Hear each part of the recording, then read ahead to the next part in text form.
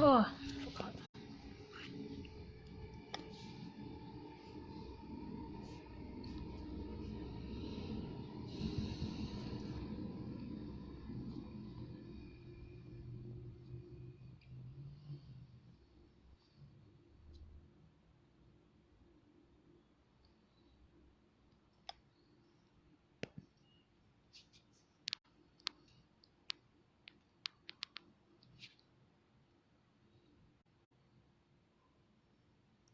Are we still on?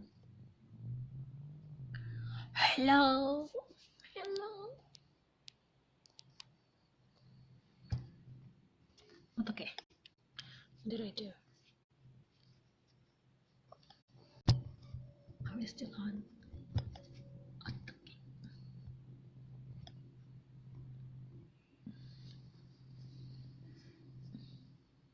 feel like all my glands are swollen.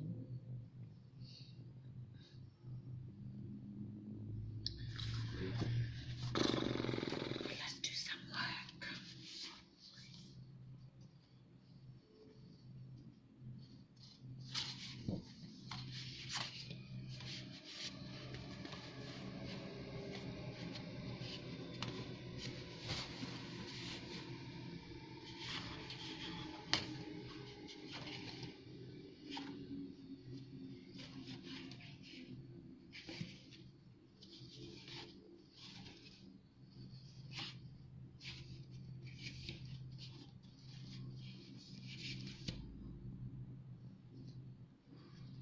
Briar, how are you? I saw you the other day streaming. I logged in, but I forgot to say I tried to say hello and then my computer went stupid.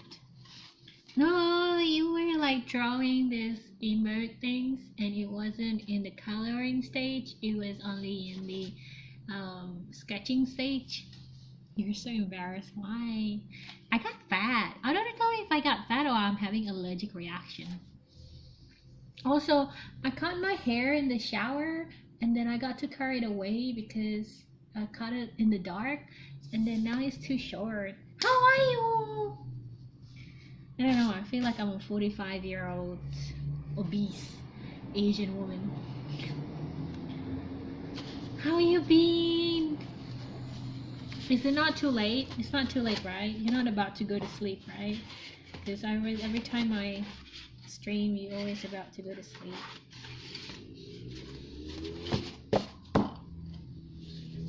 Oh really? Why? What have you been up to? Tell me. Tell me, sir. What have you been up to, sir? It's 11:30. It's not bad, eh?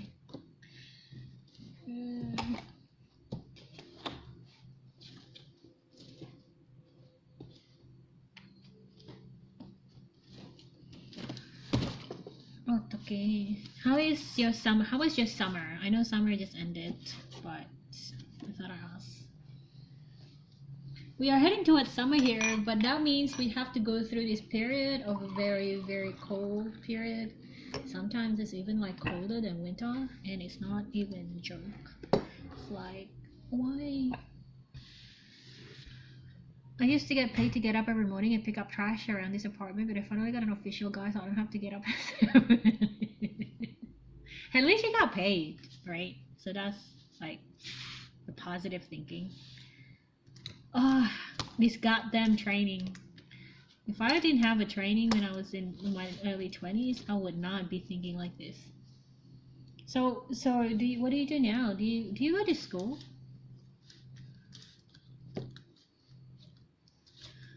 Oh, she's nice. Because usually you'll probably be like, yeah, I think taking out the rubbish is definitely a man's job for sure, unfortunately. It's like one of the many things, you know. Oh, that's good. That's really good. I'm really happy that you are working on commission actually, because oh my god, I've become one of those people who looking at themselves rather than looking at the camera, because this is the camera. And I'm looking at myself. I just ate.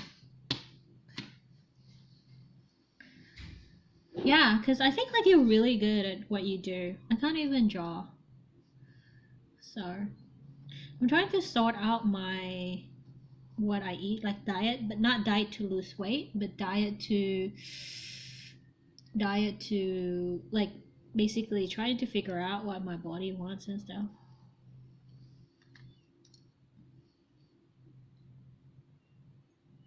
I think I'm allergic to something because I'm having difficulty breathing again. So I'm trying to figure out what I'm allergic to. Apparently I'm allergic to a lot of things. I'm allergic to banana, avocado, like mild allergic. And then allergic to kiwi. Um, Apparently I'm allergic to a lot of things. I'm allergic to jasmine tea because it's flower, and I'm allergic to pollen, so that's that. You got timed out for caps, oops. Yeah, I updated Streamlabs bot. Apparently it can do that now, so it's really good. What happens when you eat it? I just have difficulty breathing, and if it's like severe allergic, like alcohol, I would pass out. Like I would just pass out. At least I'm not dead, you know. But with the other things, I just get really itchy around the mouth, and then I get itchy around my body, and I can't breathe like what I'm having right now. So yeah, because apparently that's what happens when you have histamine, too much histamine in your blood. I just read it somewhere. Also, you're going towards winter, right? I just realized, like, if you cooked oolong tea and then you drink it, your body will get really hot. And I'm like, I didn't know this. I should know this before I was going into winter. What has been happening in your life? Is your mom alright? I don't know why I'm asking about your mom. Because I think the way I remember it, you're living with your mom. Also, I cut my thumb on a broken glass 2 days ago. And the bleeding wouldn't stop for like 2 hours. And I was basically sucking it like in my mouth, which probably wasn't a good idea. I probably should have put pressure straight away.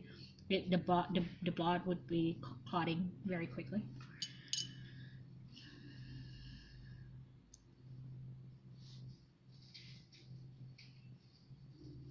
You live with your mom? You live with your mom, right? I think you live with your mom.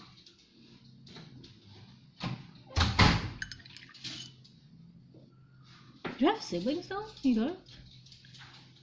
As far as I remember, you moved with your mom.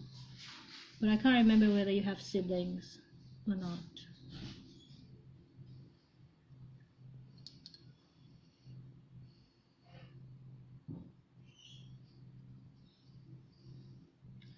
It's been a while. I thought I was going to do just like once a week stream, and I kind of forgot. With your mom and brother, yeah, that's what I thought in Utah.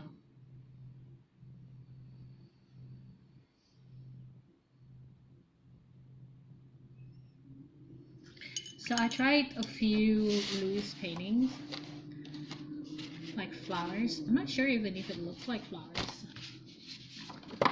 Oh, does it look like flowers? It's still abstract, I guess.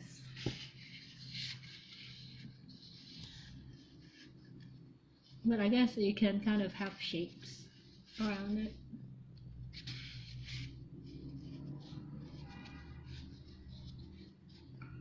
I'm really like against shapes for some reason. I'm like, I'm an abstract artist. I don't want to have shapes. Using a lot of pride.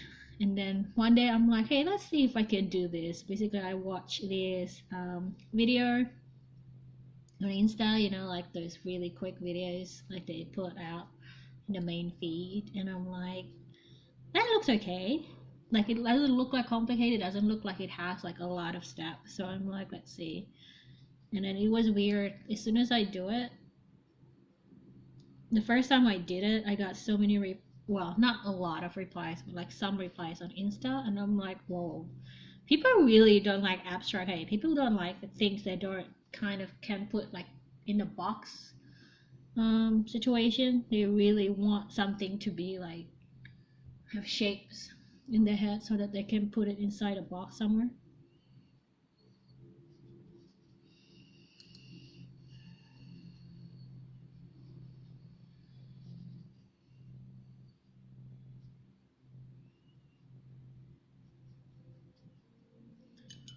I don't know.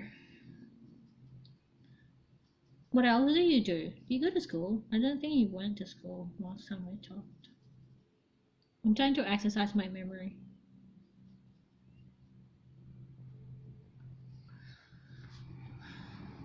I had this dream about, I don't know when, maybe 2 weeks ago? Can't remember. 2 weeks, a week ago, sometimes around there.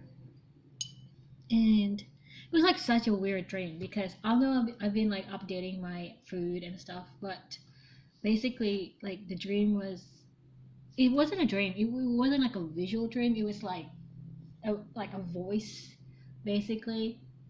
And then it was telling, because I was like still like trying to figure out what is okay to eat and what's not okay and what's sustainable to eat. Like I'm still in that process, but like this one time, basically it was saying eat northern Chinese food. Like literally, it was like nagging me. It's like nagging me, you know. Like I actually woke up and was saying like okay, kind of reaction, and I was like, what was that about? So I kind of like Googled it and tried to look like what is northern Chinese food, and apparently it's just a bunch of, basically it's almost similar to what I was already eating or what I'm still eating, which is like meat and salt, basically. Just a bunch of meat and protein, very little vegetables. But the meat that the northern Chinese eat is from duck, so I bought duck. So I've been eating duck for the past 2 weeks, and it's actually working out well. And barbecue pork, which is weird because when I eat bacon, I can't really eat a lot of it because I don't know why. And it's really hard to cook bacon. Like it's really filling, but it was different. But when I eat barbecue pork, which is the same, like right, it came from a pig, I can eat it. Like it's easy on the palate. Hey Pokey, how are you? Haven't seen you guys in a while. My bad, I've been neglecting streaming. Mostly because I don't want to buy data. I'm like, I don't want to leave the house. Which is weird because the weather has actually been really good this week. What do you mean? How do I watch K-drama? I watch K-drama all the time. I got Wi-Fi. Oh, I mean data. Data means like when you go outside and you have to use your 4G and you have to use like internet data. Not Wi-Fi. Wi-Fi is at home. I just stay at home and watch. Because Wi-Fi I can't stream. No, I'm using Wi-Fi right now. I'm streaming right now. Because it's just easier to stream like outside because you're basically walking around and you can show people stuff. Although like I have to admit, no one's really interested. Apparently, most people just want people to sit down and talk. I think there's a lot of lonely people out there, I guess, because it's the same with my YouTube thing. Like I used to do a lot of vlogs on about Sydney, and I used to do a lot of activities, videos, and then I think only up until about 6 months ago or 8 months ago, or start of this year, basically, I kind of give up on like um, that creative format, like trying to go outside, basically shoot what's going on in Sydney and stuff, and basically just turn on my mobile and then just turn on the camera and speak for about 10 minutes. And then for me, it was just like, at least it's content, every week. It's just like, oh, 10 minutes upload, 10 minutes upload. Like, even though there is no views, it's just like kind of make sure that that there is something on the channel every week. And then I realized I started gathering more subscribers every week or every other week, just simply by having a very low quality, basically, and just chat for 10 minutes every week. And I'm like, I was surprised by that. I still want to do vlogs and stuff like that, though. I'm just not sure when I'm going to do it. Apparently my mobile is running out of battery, so maybe when I buy a new one. Any comments on the videos? Oh, the YouTube videos? No, I think it's just like, you just want some activities. I think YouTube just wants some activities on those. But I got comments on my art channel because I moved all the art bits to a new art channels, just because I thought if I can get some traction on there. I'm not working really hard on it though. if I can get some traction on the art channel, at least I would get like some ad revenue. And it's not, you know, the content is pretty much not controversial. It's just because my youtube.com/ballerine, where I post most of my vlogs and my talks and stuff, it's like it's demonetized because I got so many copyright strikes early on in the channel. So I didn't want to blow anything up view wise on that channel because I will not get any ad revenue if just in case it gets big. So I just kind of like put the ad on the different art stuff on the different channel.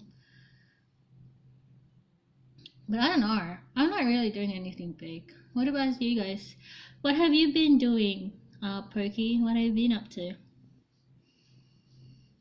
The art bits is a bit fun though, because like I'm not being very, you know, I don't know how to do art. Like I don't really have a lot of skills in art. I just want to explore colors when it comes to watercolors and art stuff. So it's more like play, I guess.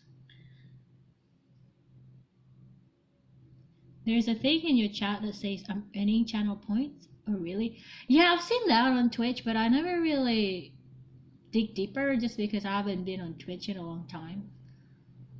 What does it do? Do you know what's happening? Because I think you probably hang out on Twitch longer than me.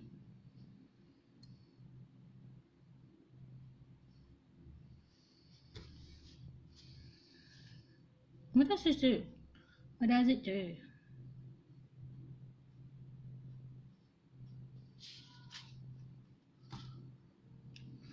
Oh god.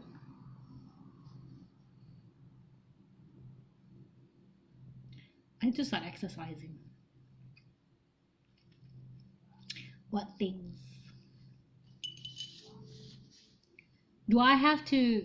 Oh, okay. Oh, really? Do I have to do anything on my end? Is it worth it? Is it Wellington?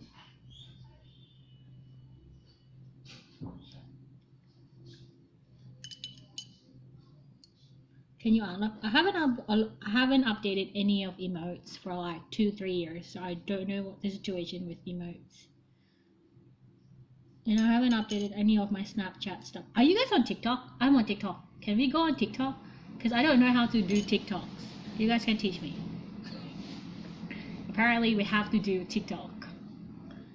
Oh, I'm like so tired. Is it not enough that we have like Instagram and then we have other things and then we have YouTube, we have Twitch, we have Facebook? Like, do I have to add another freaking social media? Oh, really? You can do that? Oh, dude.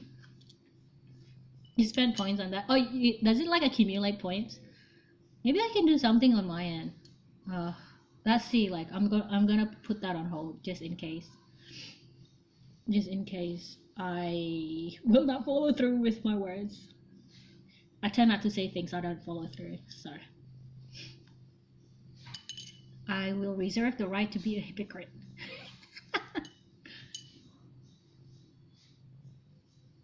Oh, that's pretty. Apparently, I like doing things when I'm talking. So I just made these. We have to make a second layer. Do you know like when you do Photoshop, you use Photoshop, right? Do you use like a digital pen or do you use a mouse when you draw things? Do you have like a tablet or do you use like an extension that you plug in into a laptop and then you draw it with a pen? You have a tablet with a screen? Is it easy? Is it because like I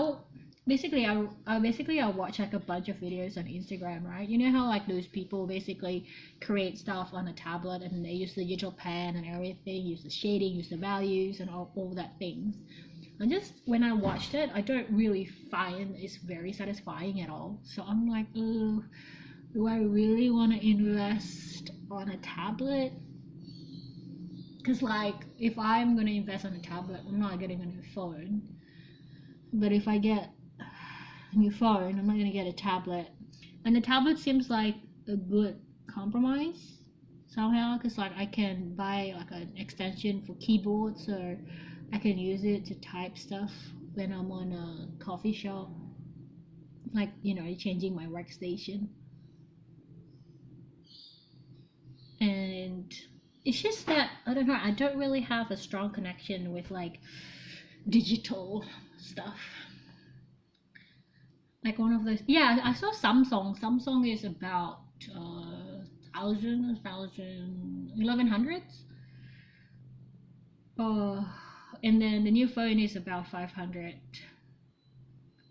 The phone probably would be more useful because I can use it for a lot of things, but the tablet is probably going to be more productive because I stopped using my phone to create stuff. Like I stopped using my phone to make vlogs and to stream, so I don't use it as much. I feel like I'm using you as an advisor on these things. Where is Nanaya? Nanaya used to advise me on this shit. I like that cup a lot.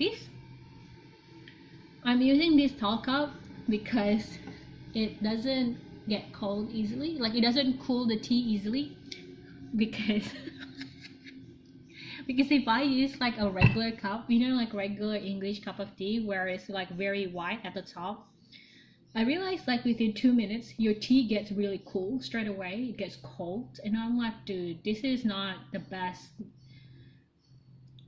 medium to drink Chinese tea in. So I'm like, I need to find something narrow, and this is a good solution because I had to wait 2 minutes before the tea was cold enough for me to touch the cup when it first boiled. You're not supposed to use metal in it, man. I think it's the thermos. Is it a thermos? A thermos. A thermos. A thermos. A thermos. I realized like I haven't really, like, one of the things that I really wanted to stream, one of the reasons why I stream is so that I can keep talking. I forgot, and I haven't talked in a while because I kept just working and working. Working is so easy because like you build up momentum and then you just work on like volume, and then you just make stuff and then you pin it on Pinterest, and then you keep that cycle over and over again, and you see if it's working, and then you see if it gets sales. Oh, I was wondering like, oh my god, this is ever going to work? I was like, I'm always ready to give up like the art channel, the art stuff, but it's so fun. Like I'm like, okay, maybe it's not gonna make me money on the art stuff. Let the other shops finance the art stuff. Do you like sell your, because like I know like your emote stuff, right? Because it's a digital work. You can do those cutesy emote stuff and then sell it as a sticker because it's kind of cute.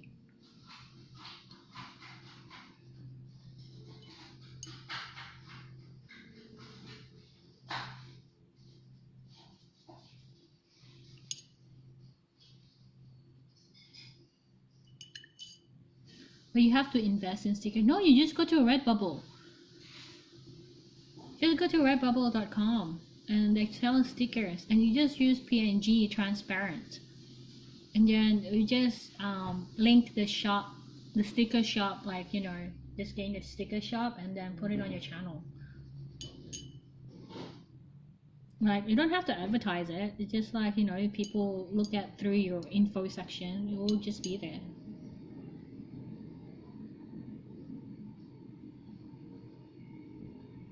It's more about knowing, oh, you're gonna build your audience. Yeah, I can't afford building my audience because I'm not good socially. That's good. So does that mean that you're going to keep streaming then? Because you need to build your audience. So does that mean that you're gonna be frequently streaming?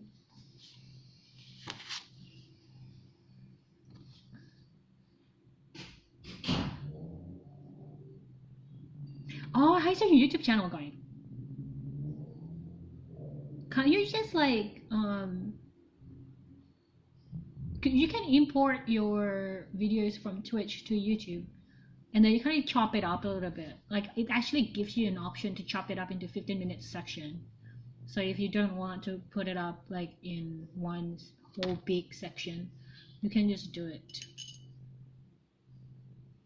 Or just edit it, you know, just edit it like you fast forward it in YouTube editor and then puts a song in it.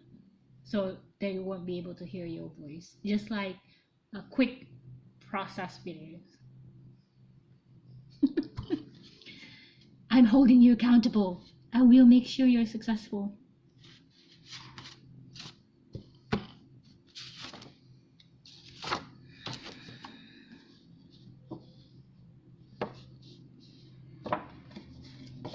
But I feel like I'm not ready. No, it's okay if you're not ready. It's okay.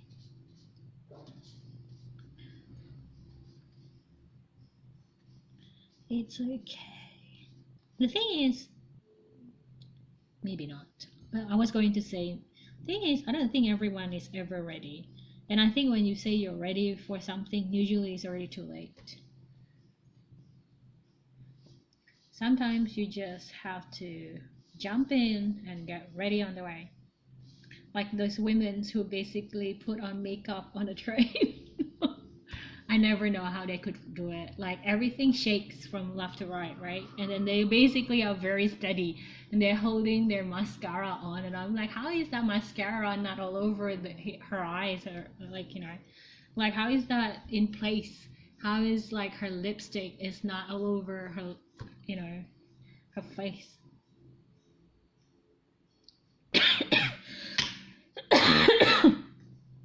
You just have to trust in your skills.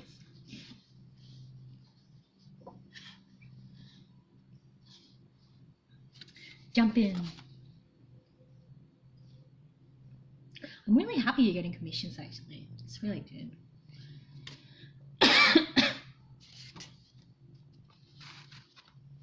It's getting summer. It's getting towards summer. This year has been going really slow, to be honest. Previous year, it just felt like previous year just went like year, like first year, second year, second, third year, fourth year, fifth year. It's just like, you know, when you're flipping a book or flipping a page in a book, it felt like that. And now it feels like I'm basically reading a whole page, and it takes very, very long hours just to do one page. It feels like that this year. I wonder whether there is a significance to it or not.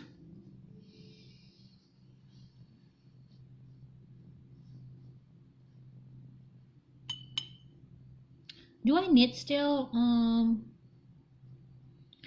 Only when like during winter. I still do during winter, because as soon as like the weather warms up, I don't have any desire to hold any like wool because it's very hot.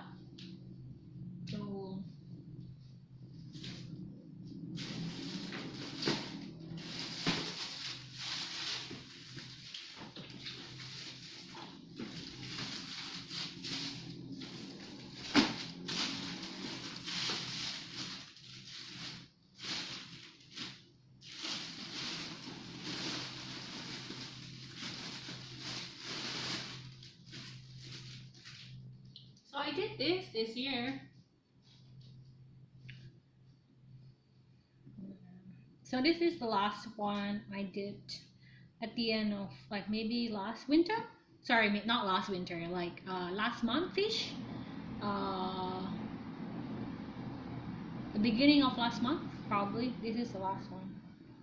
And then this is from last year. I still haven't done anything to it. And then I got these, which is this bit, and it comes with a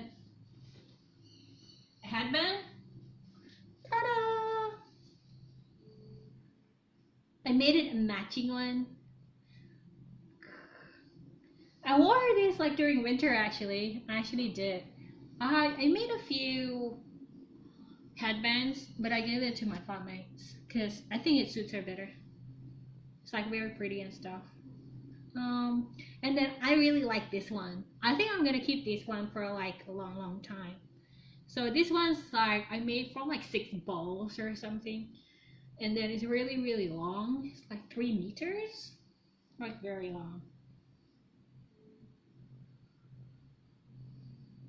So I really like this one, but this one was painstaking to make because I was like, I don't want to make with only one color. It's like so boring, but I pushed myself to just make it with one color.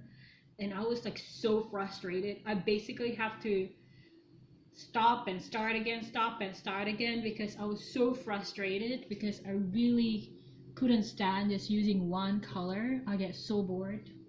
But I managed it! I did it!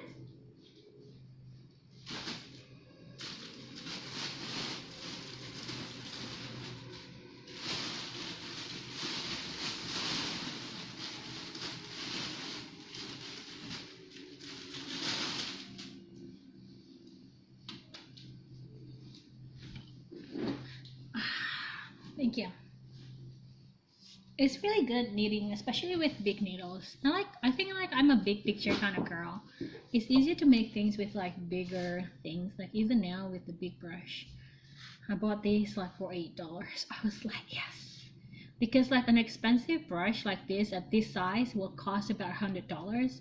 So as soon as I saw these and it was on discount, I was like an addict.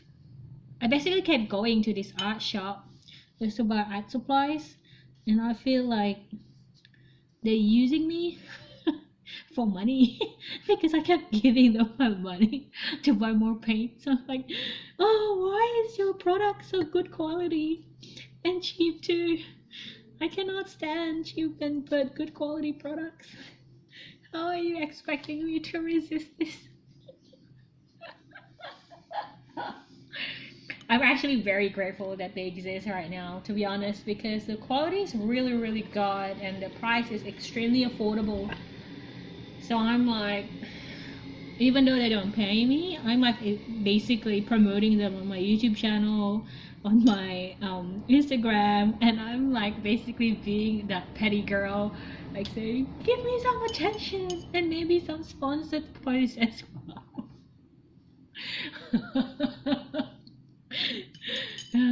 It's a local shop, so I don't know what kind of exposure, even if I can get their attention. I can get like, it won't be an international exposure there, but you know, it's a good quality. I guess like I'm just aiming for like 50% off of 50% off products, because that would save me a lot. I just being Asian. I'm like, it's so good. What else is new in your world, Prior?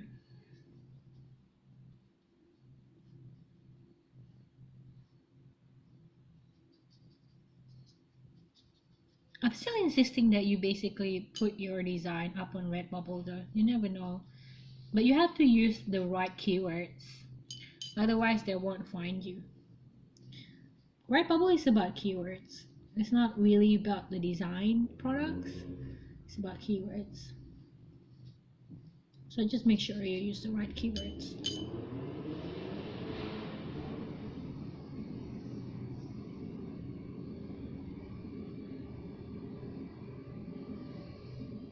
They have this new precinct. I don't know if you were in the live streams when we were outdoors near Chinatown, and there's this new dining precinct, which basically a bunch of restaurants and why? Because you want to see my boobs, elbows behind, and but most of them are basically very sugary, and I'm like, oh, I'm trying to eat less sugar. I don't know. I'm trying to coax my friends if they're coming to if they're coming to Sydney. I'll probably just like, hey, let's go to this new precinct, and so maybe it's better that way because then most of my friends are foodies, so it would be good to go to like basically see the food from their eyes, because you know they probably have a better palate than mine. and a less sensitive one too. So that'll be good. Do you like it? What do you like to eat, Briar? Mm.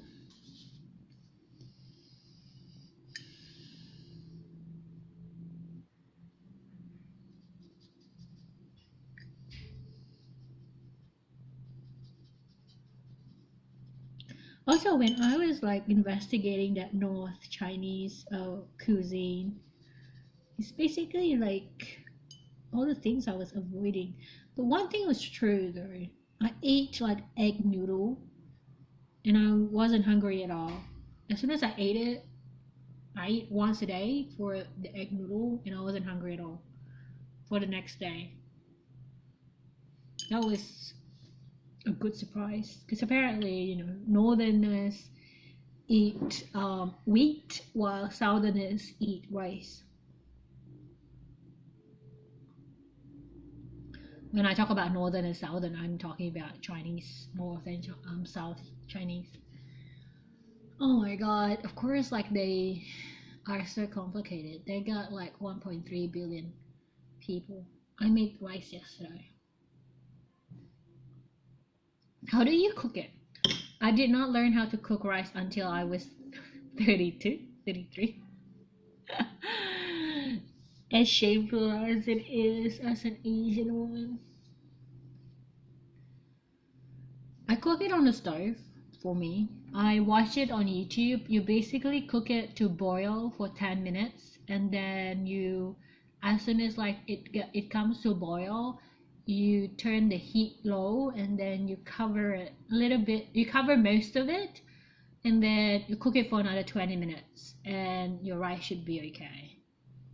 Like if you cook it on the stove, it's like that. And it actually worked for me. I also learned how to cook like steak apparently yesterday. I bought this non-sticking kind of baking tray and I basically put the slab of meat over there for like 20 minutes in the oven and it really went really well. I just dip it in vinegar and it came out really well. I'm like I'm gonna use that method again next time. Because boiling it apparently doesn't taste as good for my tongue anyway. Yeah, exactly. That's beside the 1 cup rice for 2 cups water, which I did not follow, and I almost never follow. I use I don't know. I use the one, when you hit that one line over there on your finger, like the water just like as soon as the water goes up to that line, like that's the appropriate water. Yeah, level. If it's more, it's too much. But it's different for porridge. Porridge is like I think 1 cup rice for 7 cups of water. But I haven't touched my rice because I'm on no carbs. But I ate potato. I ate like purple potato. I pulled out my steamer. I was like, why didn't I do this sooner? This is so much better because if you put like potato inside a baking foil and then you wrap it and then you put inside of it with butter, it tastes good, but it's messy because like the skin would get stuck on the foil and then you get a lot of juice coming out that is going to be waste. But if you if you steam it, I tried to boil it like 2 weeks ago, and then I only ended up like eating a small part of it. So I know that was a waste, but I didn't want to give up. I'm like, let's steam this, and steam was the best. And I'm like, why didn't I do this sooner? Sometimes we go around and around doing the hard things, and then we always comes back to what is tested and true. I felt like that's what I did. Tested and true. Quán coi à. Quán coi à. Oh my god. I think I watched too much Korean stuff because last night I didn't realize it, but like are basically not paying attention to what I put on the TV, right? And it's basically a reality TV show about KSI, which is about Korean CSI, Korean Crime Investigation Unit. And then I basically realized I was following the storyline without actually looking, like except for the jargon stuff, like how they have fingerprints and all that things. And I realized like I kind of follow this particular storyline that they're presenting just by listening, and I'm like, oh my god.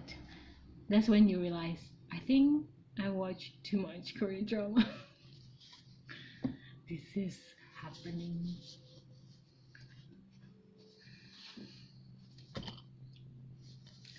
It's not CSI, it's KCSI, it's Korean CSI. So it's like a reality TV show with a bunch of actors that basically like a work placement in a Korean police station. So they shoot it like that. And there's a lot of like blurring also like on the TV screen, so that it prevents people to kind of find out what the cases they're working on and stuff like that. So there's a lot of privacy cover up as well. Ichiban Delicious Ramen, welcome. Iraishaimasu. Genki desu ka? I seriously hate this particular Japanese teacher. Not my first semester. It's like my second year, first semester, second year. We had this. Oh, I took like Japanese intensive for summer, and then this Japanese lady was teaching us, and she was so impatient, and she was being very authoritative. So I kind of hated learning Japanese after that. I was really into it when I was younger, and then my friends were all into it, and then I think after that incident, I'm like, nah. I think like the youth is a time that you use to test whether your fantasy is a good reality or not.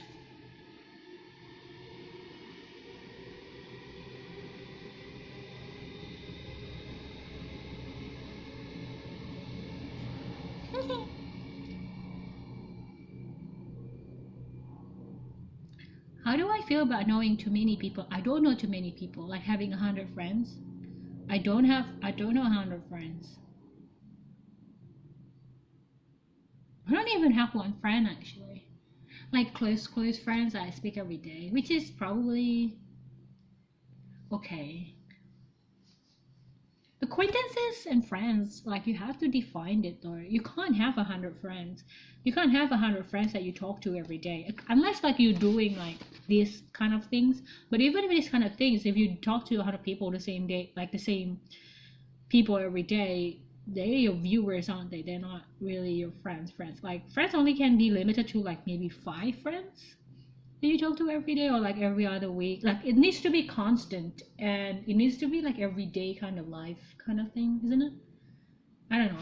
How do you define friends?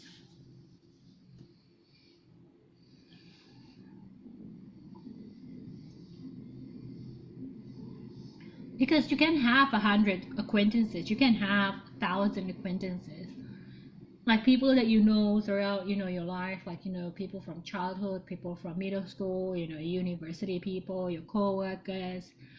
Are they really your friends? I don't know. Like, but will they do you favors? Of course, but you also have to put in the back of your mind that you're gonna, you're owing it to them, so you're doing them favors as well. If it's being called, then you ought to return the favor.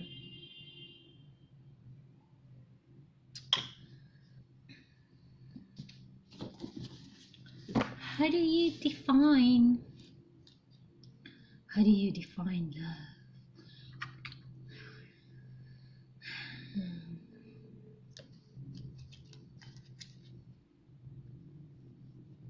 But to be honest, just like based on just a regular kind of idea of friends, I think having 100 friends is too much.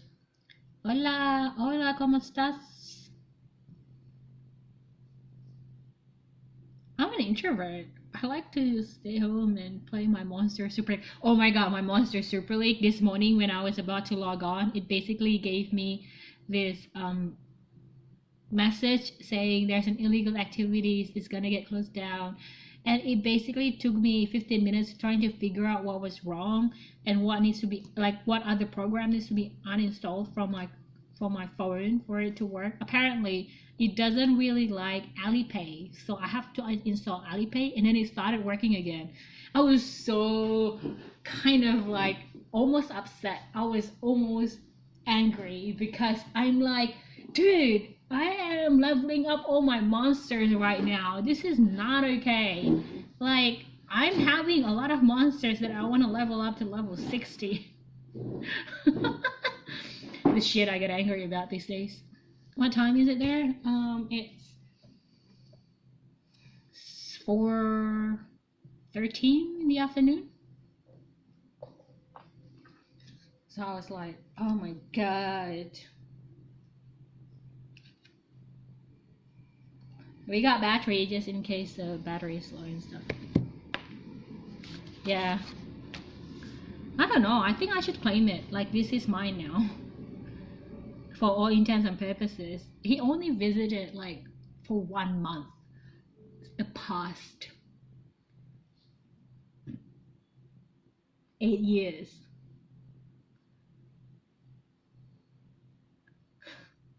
Yeah, he only stayed here for like 1 month for the past 8 years. That was last year. I don't know. No, the boy left 2011. The girl left 2010, and then she came back with her family 2012, 2013, and then left to go 2014. So yeah. I don't know, like they're older than me, but I felt like I don't think so. He's a bit irresponsible in that regards. Not in a bad way. I think he just have a lot of things in his mind, I guess. But he can if he wanted to. He just need to tell his parents. But I think he's a bit embarrassed because it's not a lot. He should have paid it off before he went to London. But we owned it. It's under his name, but it's actually a family. It's a family home. Well, that's from my perspective anyway. I don't know. I'm thinking about if he messes with me, if I get really angry. I'm thinking of like maybe suing him for the ownership and then just sell it after I get it. Because if my legal training is correct, based on the circumstances right now, I should have the right for this apartment. Because this is in Asia. This is Australia, mate. And here, the law actually works. I don't know if I want to be like a complete bitch about it, but you know, if I'm desperate, I learn to put myself first.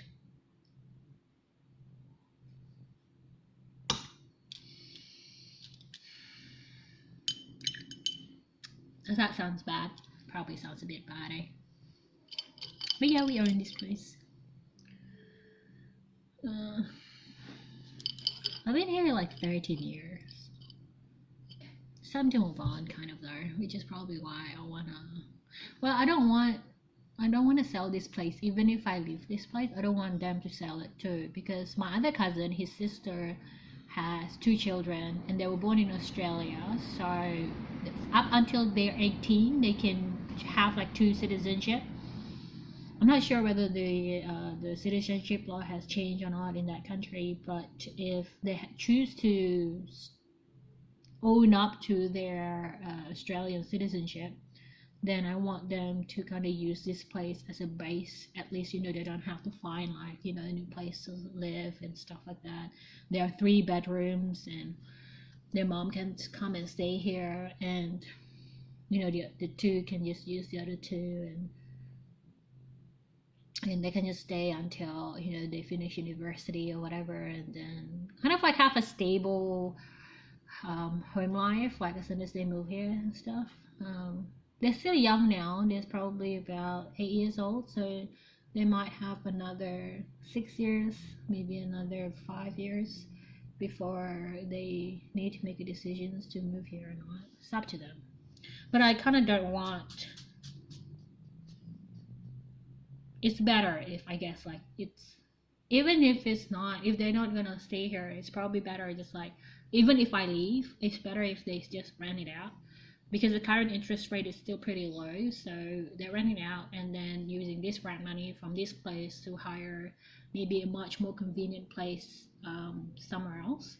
So I'm not keen in letting go assets that actually can produce income. We are Chinese people, man.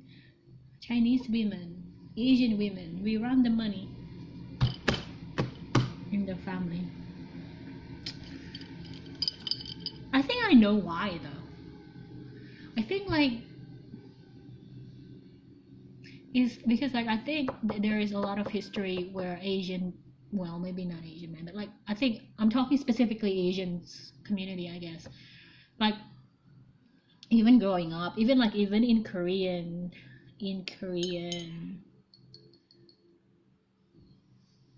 drama, there's a lot of assumption that the men are going to cheat.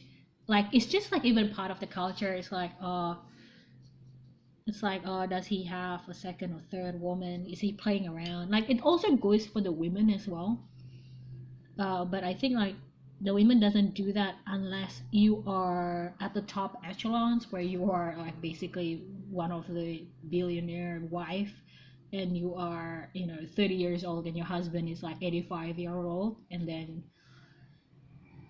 you know, you kind of cheat with a younger man, but not really cheating. It's more like snacking on the side, having like good sex but still having your husband. So it's just part of the thing. It's also like in like that in Korean dramas, like where the tribal kids are like that.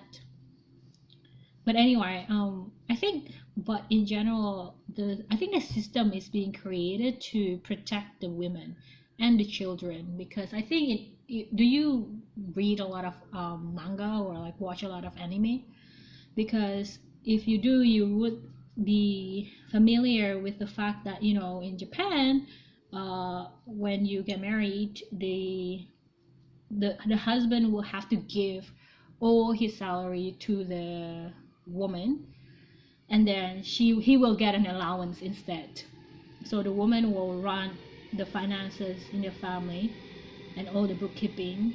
And I think that's, I used to ask like why that is this case, and then I realized, oh, maybe it's to protect from adultery. So like if the men have like mistresses and have children from those mistresses, he won't be able just to, you know, basically keep the mistresses as his like, because even though he might look like he's a great hotshot on the upfront, all the money is being controlled by the missus. Sorry. If you want to get a divorce, you better think twice. But it might be changing though, because the modern society is probably highly influenced by the Western standard. So I don't know what the case is now. But kind of now I'm starting to understand, maybe it's to prevent that, because it's so prevalent that you can walk around, you can cheat around, but your missus is not going to get anything. I don't know, it's very complicated. I don't know how to do that these days. Do you date nowadays, Prior?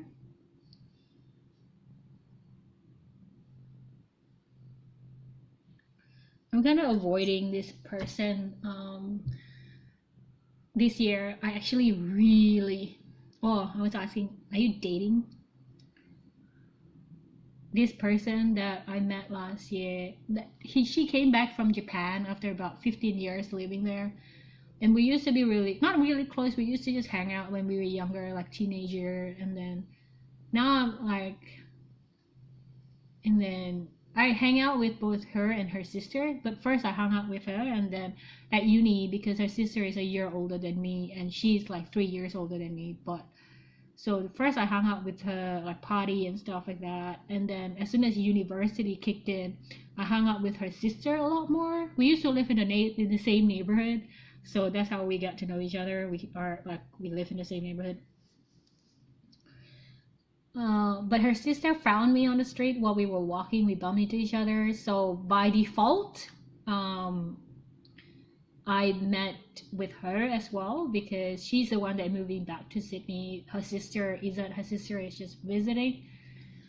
And then so I caught up with her sister because her sister basically was being really proactive and like following up and saying things like, hey, let's meet up when I'm back in Sydney in May. And she did that. She followed up, we met up. So the only reason I met up with the sister was because she was doing all the work to meet up. But with it's really difficult to explain just because like I'm friend with both sisters. So when I say her and when I say sister, I'm not really sure which one I'm referring to. But with her, she always said like, oh yeah, it's very easy to meet you. We can see each other anytime. And because you're in Sydney anyway. And for some reason, I wasn't really keen to meet up with her, and I just kept saying the same thing over and over again. I think she's hoping for me to kind of like get the ball rolling, get the ball started in like, hey, let's meet up, because that's what I used to do when I was younger. I used to hang out to like at her place. I used just to rock up to her place and just buzz, hey, what you doing, want to have lunch, because we live in the same neighborhood, so it's easier. It's just like, hey, want to have dinner, what are you doing, I'm bored, like let me go to your place. And I just read comics because they have like a big huge comic collection. But this time around, like every time she said like, yeah, it's easy, we can meet up anytime, I just say back to her, yeah, just message me.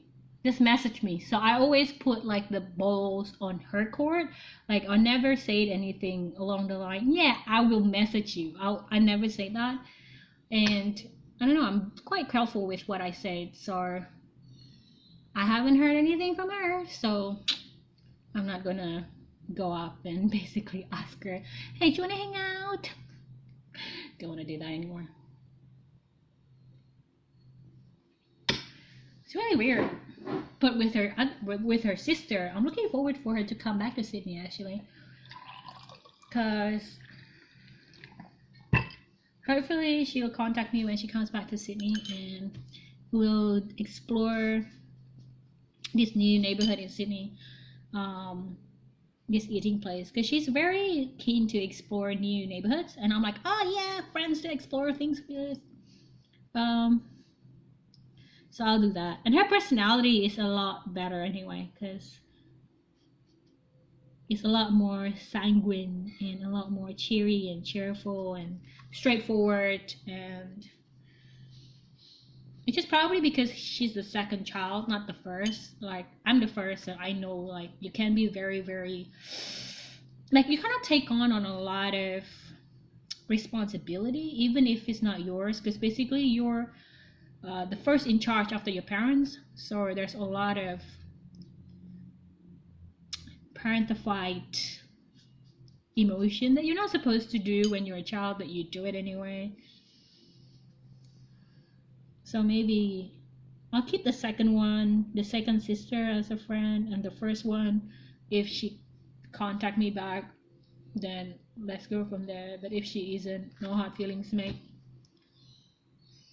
We were friends once. I'm not into revenge and grudges and stuff. But yeah, I think that's just part of growing up, hey.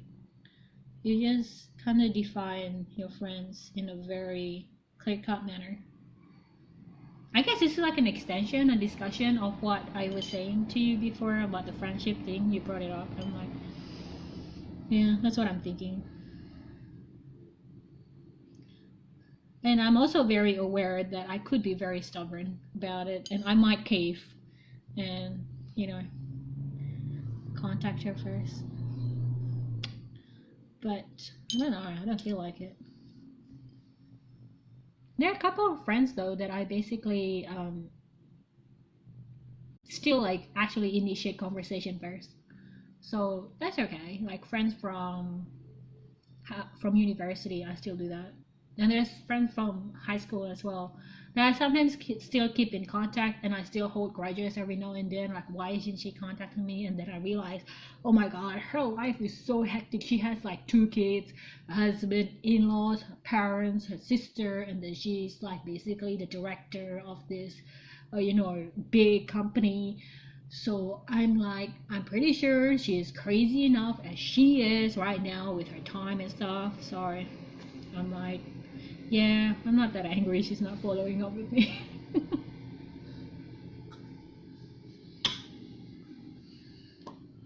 Tea. I'm drinking oolong tea.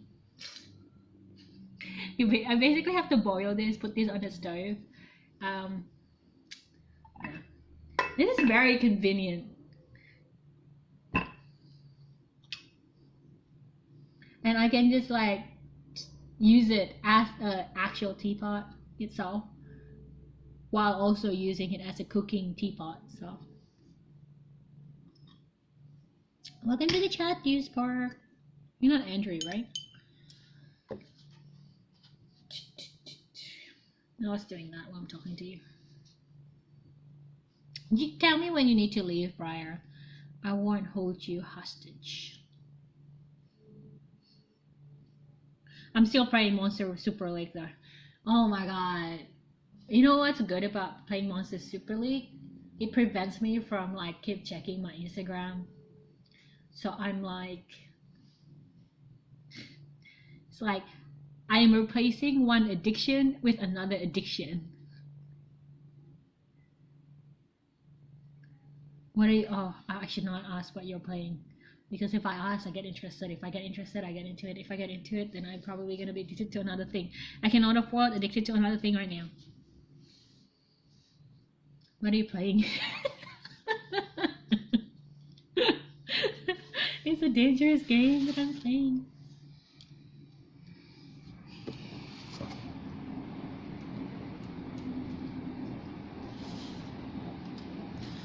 Monster Super League.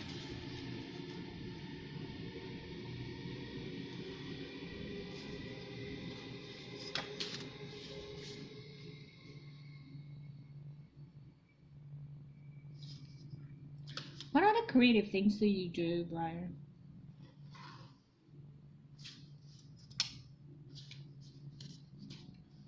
I am, for everyone else, I am just painting and sketching while I'm talking. Because I don't just like talking, I just like doing things while I'm doing other things. Because, it's more productive. I feel like my face is so tight. I need to get back on yoga again. I pulled so much muscles. I can't even move an inch these days. I was eating like 3 weeks ago, maybe 2 weeks ago. I don't know, 4 weeks ago.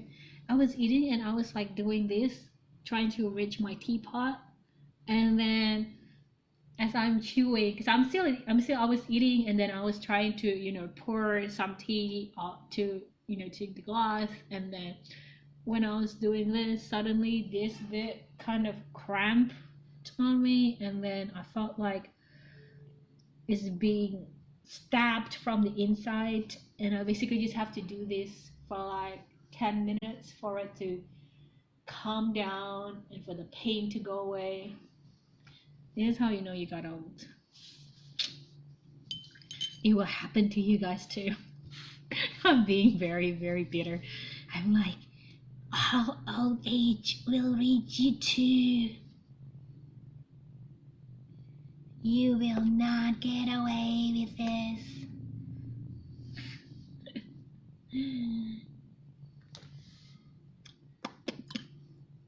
Welcome to my life. I think getting older is about managing discomfort. You want it to be as little as possible so you can basically run your life with the highest optimal performance that you can, with a broken down with a broken down prequel. I really should stop talking like negatively about the body. The body is very, very good. Are you still playing Overwatch? Do people still play Overwatch? When I look at Overwatch, I just feel like, oh my god, it takes so much space in your CPU, right? It takes so much space in your computer.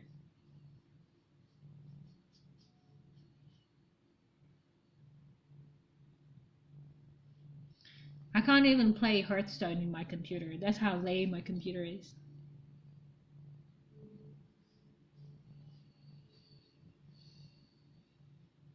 How much is like a game computer? It's like $4,000. Hey Wash, welcome to the chat, man. How are you going? What are you up to? We are just chatting because I haven't streamed in over a month. Dying. Why are you dying? What caused your death? What caused this suffering?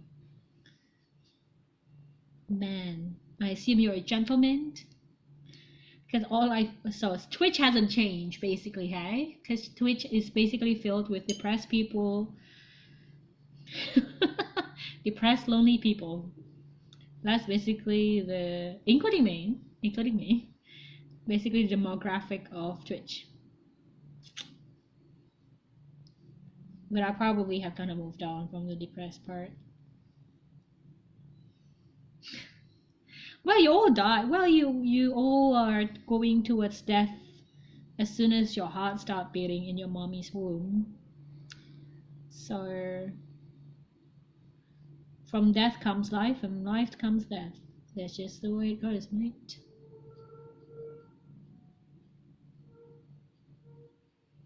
I don't mind dying. I just don't want to suffer on the way to death.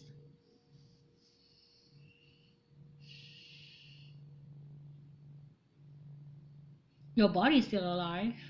I don't know if you're still alive. That's not a question for me to answer.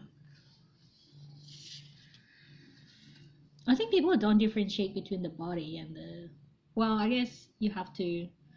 That's a different conversation altogether, isn't it?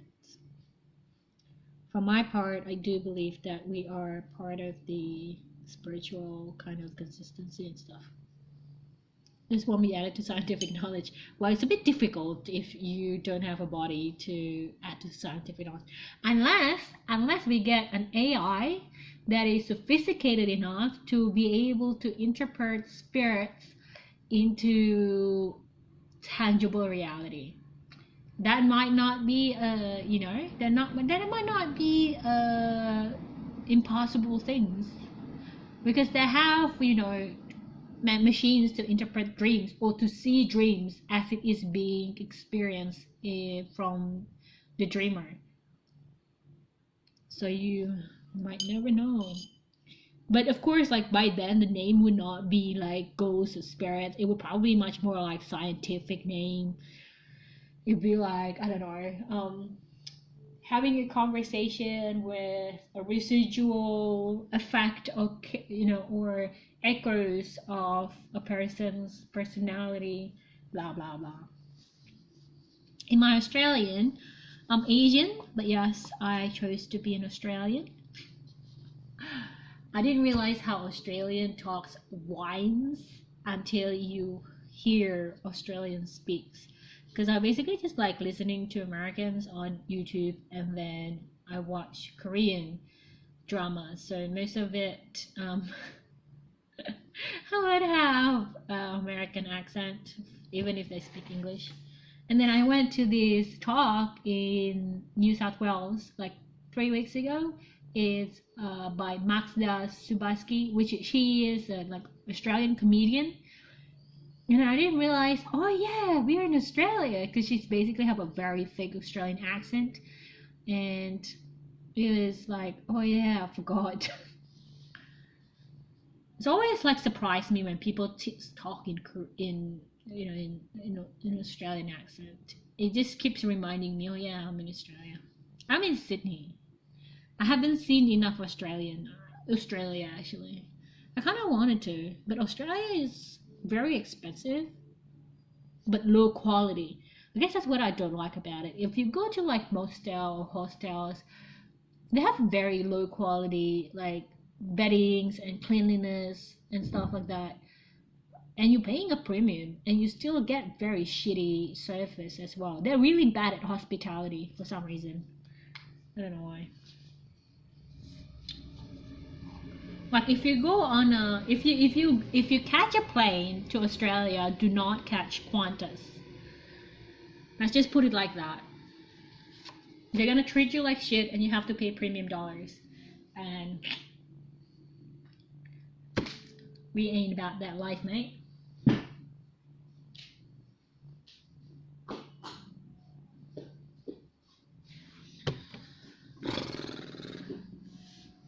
네 한국 말은 너무 잘해. I fly to Australia on an eagle. Whee! I need to poop. I don't know why it's not pooping. Poop. That's my life daily mission every day these days. Poop. Poop away. This is not my attempt to be sexy. This is my attempt to poop.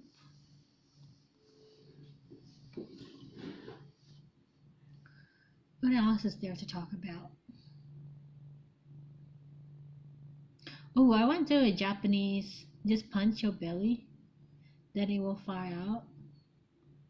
I should try that. Like not punch like in a very painful way, but it doesn't work. Violence was my first get go.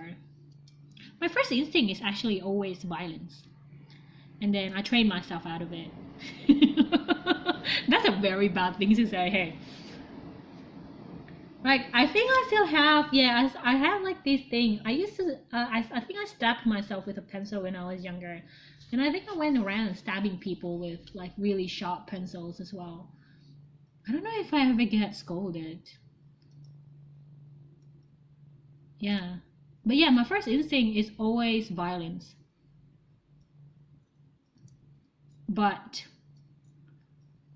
I train myself not to go to the first instinct. Kindness is not my it's not my first, it's not natural for me, but I kind of like train myself to it.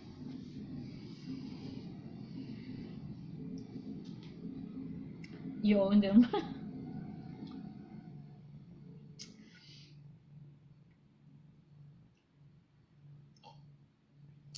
You kick their knees. Hey, I think I did that when I was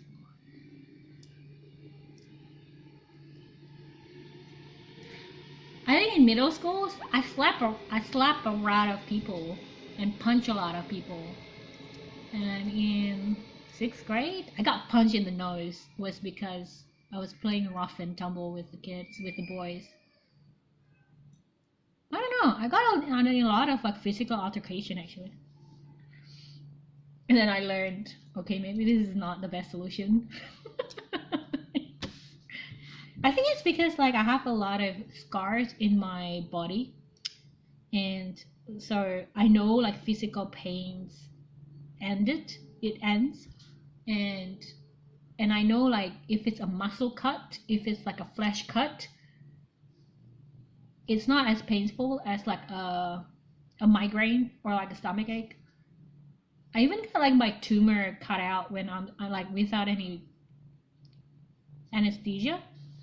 And I went to like it was so big, and then I went to work the next day, bleeding and all, but no one knows. I was basically took like I had a major surgery the day before, so I don't know. I guess like my preference for violence is because I enjoy inflicting pain onto other people. but it's not really acceptable in society, I suppose. You think I'm joking. I know you're joking, but I guess I'm using this opportunity to show who I am without being, while it's still in an acceptable environment. You can inflict pain on me? Why would I inflict pain on you? No. I shall not. I shall choose to be a good person. But I can't lie though. When someone's like being really nasty to me, I kind of like feel, oh, this is a good invitation to be nasty back.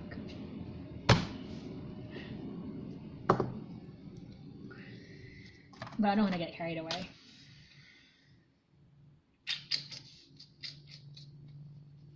Because there is no end in that on the other side.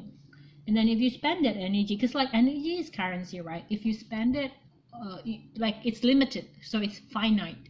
And if you spend it towards a destructive end, that means you're taking time from your future self and energy from your future self to these things that you don't even want to experience. So I'm being selfish by not having instant gratification, by succumbing to destruction. Because I did it in the beginning, like I did it like when I was a child, so, and I just see like the more I do it, the more it will create like a ripple effect, and then after about a while I get really bored and I'm like, oh, is this shit still going on? Like I have other things I want to do.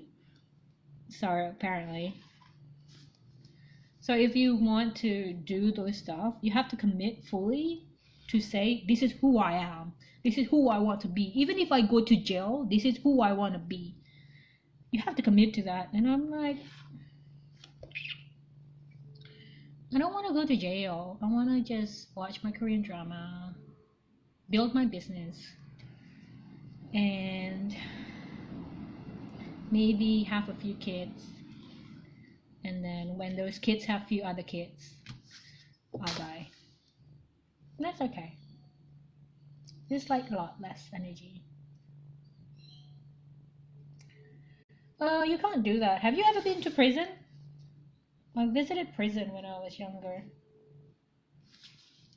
Like, have you ever visited prison, talking to inmates, stuff like that? You're in prison. No, you're not.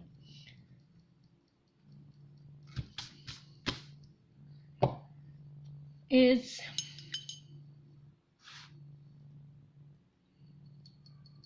rather than scary, I think it's a place where people are always in fear.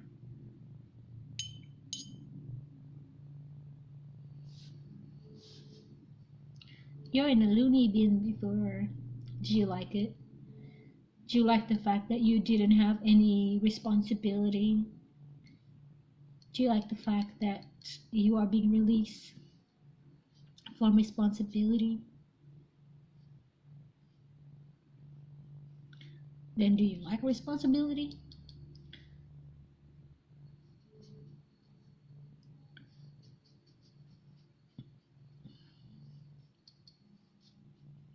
I'm trying to make a new series, but I don't know what to make.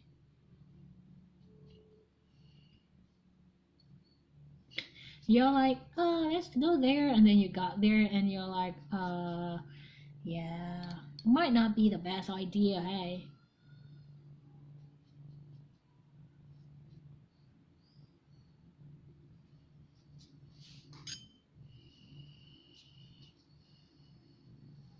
I think people are allowed to do anything that they want to do. Yeah, of course. That's the downside. Once you're in there, you no longer have trust. Once you lost the trust, you lose your life.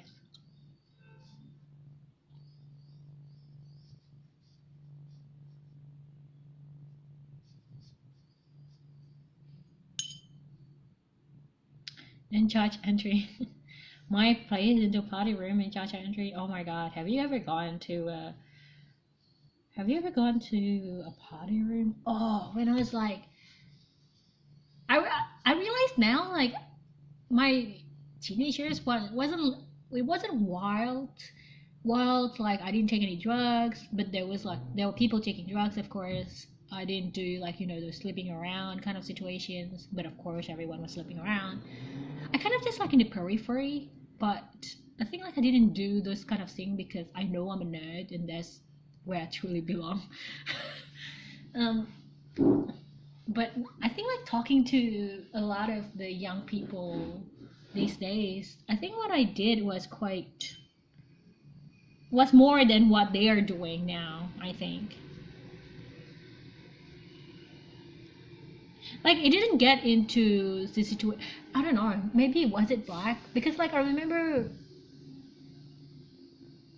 because like when you go through it, it doesn't feel like it's a big deal, but maybe it was a big deal. I remember like at midnight, all the boys basically come out with like long jacket on and with machetes and with knives. Basically, like we have a turf war going, and we just like basically stare at them. All right, come back later. Bye. I guess like that's pretty wild because like back then we have this between the Vietnamese gang and the Cantonese gang in Sydney back in the 2000s. So there was a lot of gang war happening in Sydney youth.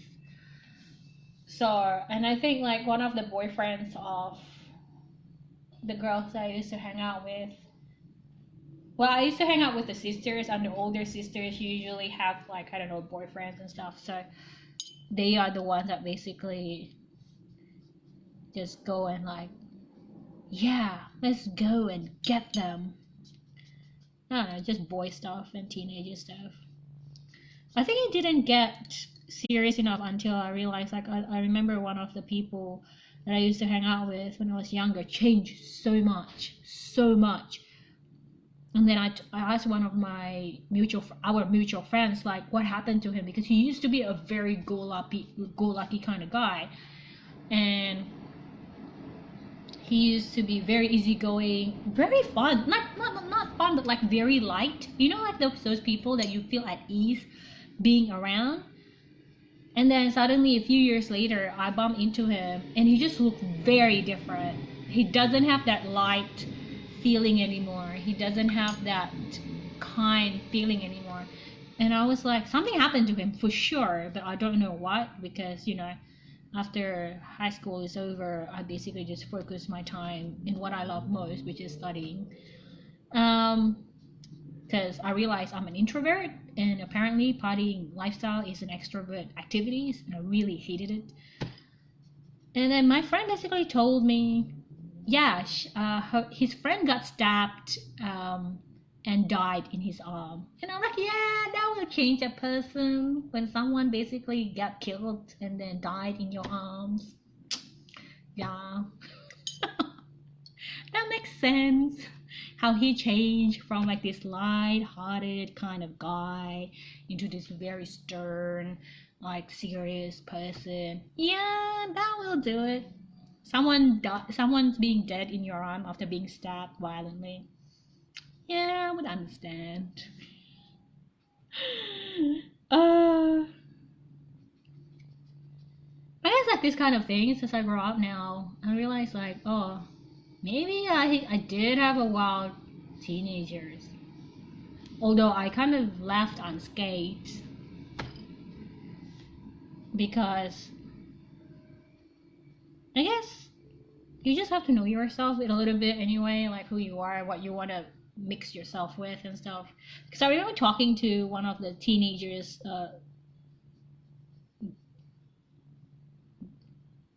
currently, when he was like, oh yeah, I want to go to this club too, blah blah blah. And I was thinking, just get a fake ID. That's what I did. And he was like, oh my god, we're not as wild as you, Val. And I'm like, what's the big deal, dude? It's just a fake ID. You just got in. just a club. It's not like, you forging your passport. And then I think that's when I realized, oh, well, you're not meant to do that. Oh, God.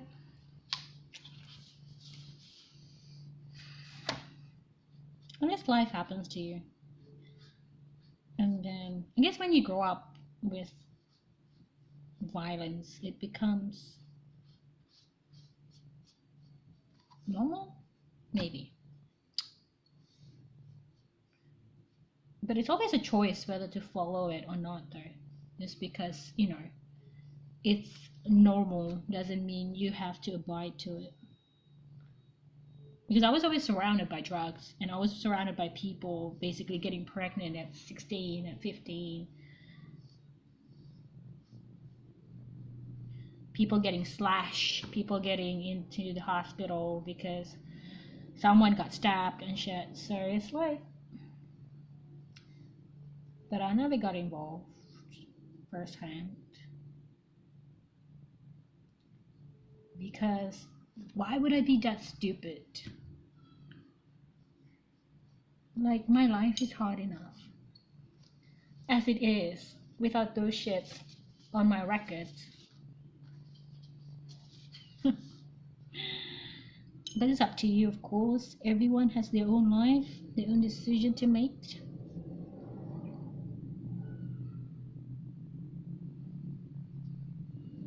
That story is from my childhood. I did not intend myself to tell it here. Oops. Oh, I need to get a better paper, but I don't want to waste money on good paper and then have my shitty drawings on it. Why? Sometimes I wish I have talents so that I can utilize like good papers.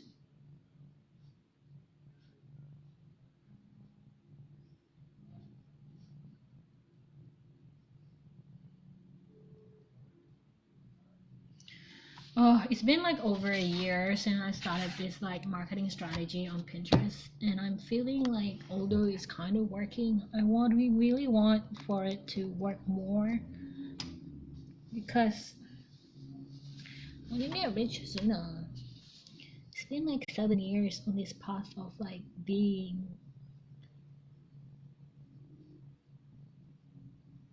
entrepreneurs, solopreneurs. I think that's the word. Oh God, I have this event on Saturday and I really don't want to go. I signed up out of impulse.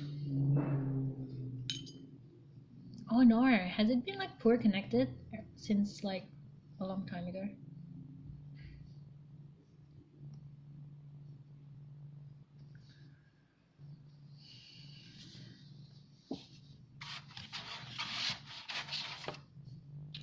We can keep each other company, Brian. I really need to put a discipline on like once a week at least, like YouTube. At least once a week show my face. But I haven't been doing that. Just for like my own discipline. It's not like for everyone, I guess. I've got this an extrovert acquaintance. How do you say it? Acquaintance. That they're always worried about what other people are thinking. And I'm like, what are you thinking? Isn't that what more important? I think like a certain personality type, like people I watch this beach podcast. That's what it's called. It's called beach podcast. It's from like the girls from JK News. I don't know if you watch JK News from YouTube. Those Asian channel JK News. And I forgot what I was gonna say. Oh, they were talking about like past boyfriends, and one of the girls basically said, I think my husband right now is the only boy that I actually wanted to date. All the other previous boyfriends before him I was only dating them because they were showing interest for like at me. So it wasn't like she was the one that was interested in them. It's because like she just agreeing to go out with them and trying to get them to like them. And I'm thinking, oh, maybe there's a lot of that for, especially for extrovert personalities with high agreeableness. I guess like if you're not agreeable, that won't do it, because like today is like to think the first thing I would ask is like, do I like them? Not whether do they like me.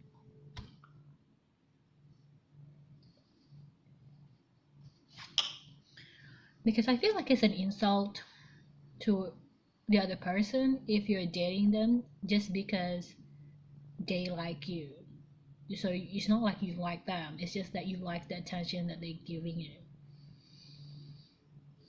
But I guess everyone to their own.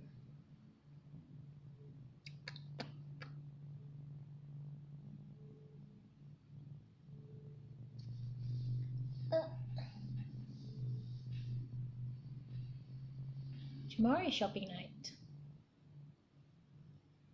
I don't make things fast enough either. Same. But at least your medium is a digital medium. Oh, I think I chased away the other guy who is jokingly talking about insane asylum, and I got too serious. Maybe too boring for him. He's like, oh, this shit just got real. I'm out of here. I apologize.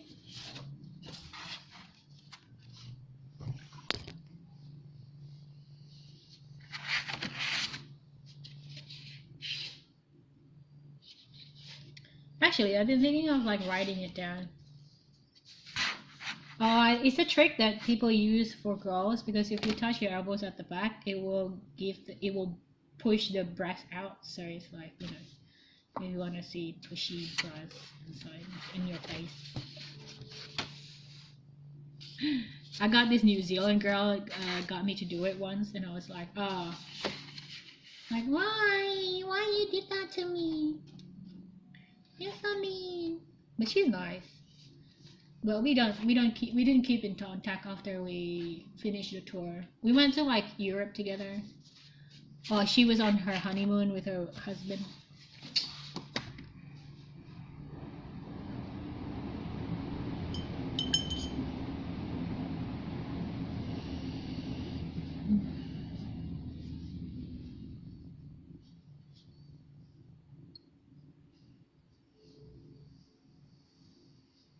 I'm gonna pack patterns.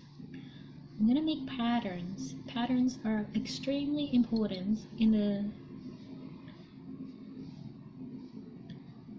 the life of a watercolor artist. So I will pretend that I'm a professional watercolor artist. Watercolor. That's how I would say it. I would say it as watercolor.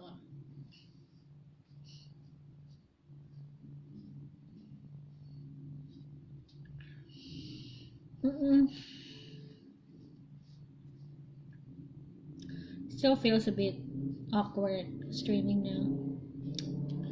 I need to do it more often so that I get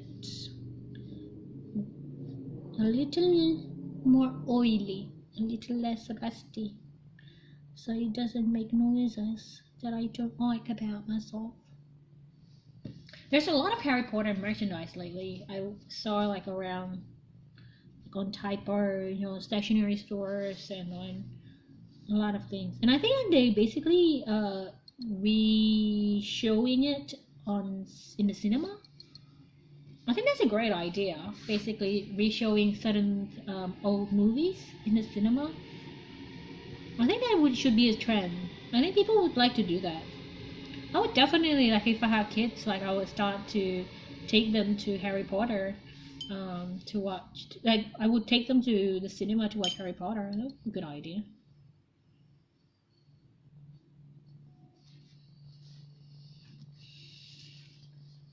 Are you Harry Potter? The one chooses the wizard Harry.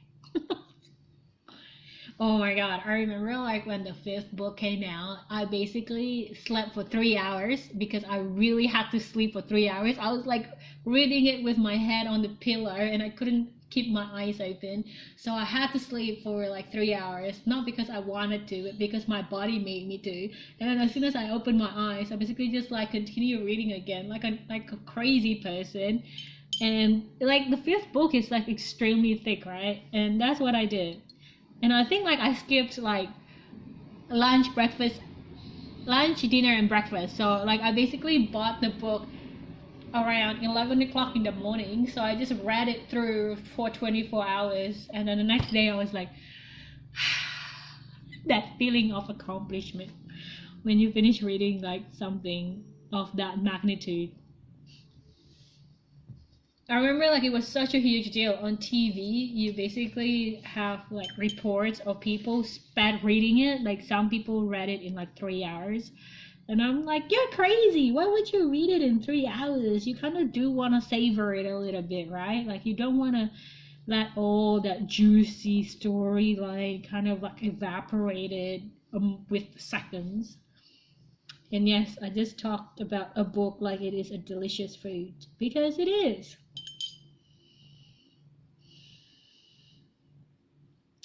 Welcome to my nerddom. Sometimes I think I just pretend to like people so that I can consume information at peace, in peace.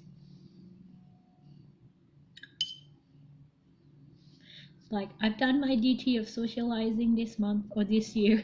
This year, as you get older, it stopped being like I've done my social duties this week. It stopped from this week, and then you grow a bit older in your 20s this month, and then in your 30s this year. And in your 40s and 50s this decade. Maybe in your 40s it'd be like I've done my social duties this half a decade. Like every 5 years you fulfill your social duties, and then it just get worse. Hey, sadistic angel, how you going? Welcome to the chat. We just talk about nothing. How you going? What are you up to? We're just chilling, hanging out. Good morning. Where are you? Are you in the UK? Because I think, or Europe. Morning, because it's 5 p.m. here, so it should be Europe time, right? If my Twitch game is still on. That's the only way nowadays I know like everyone's time zone. You're in North Carolina? NC? Oh, okay. Is North Carolina the East Coast? If it's East Coast, it's like about what, 13 hours? So you're 11 hours behind. Like 4 a.m. in the morning. I'm well, thank you. I'm in Australia. It's 5 p.m. right now in the afternoon. Me and my boy Briar are just hanging out.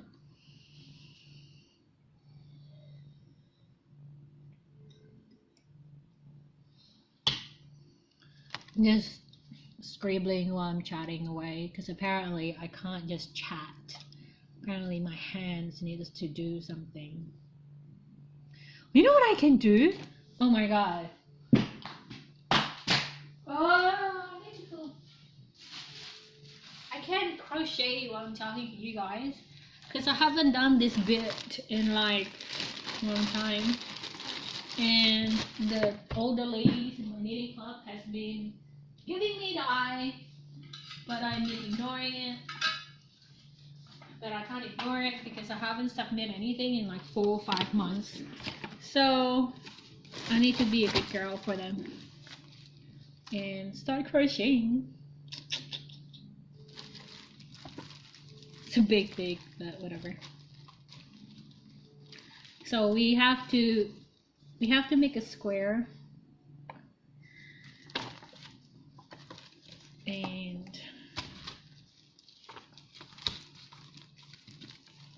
and then he gets sent into, I don't know, a third world country somewhere for donation.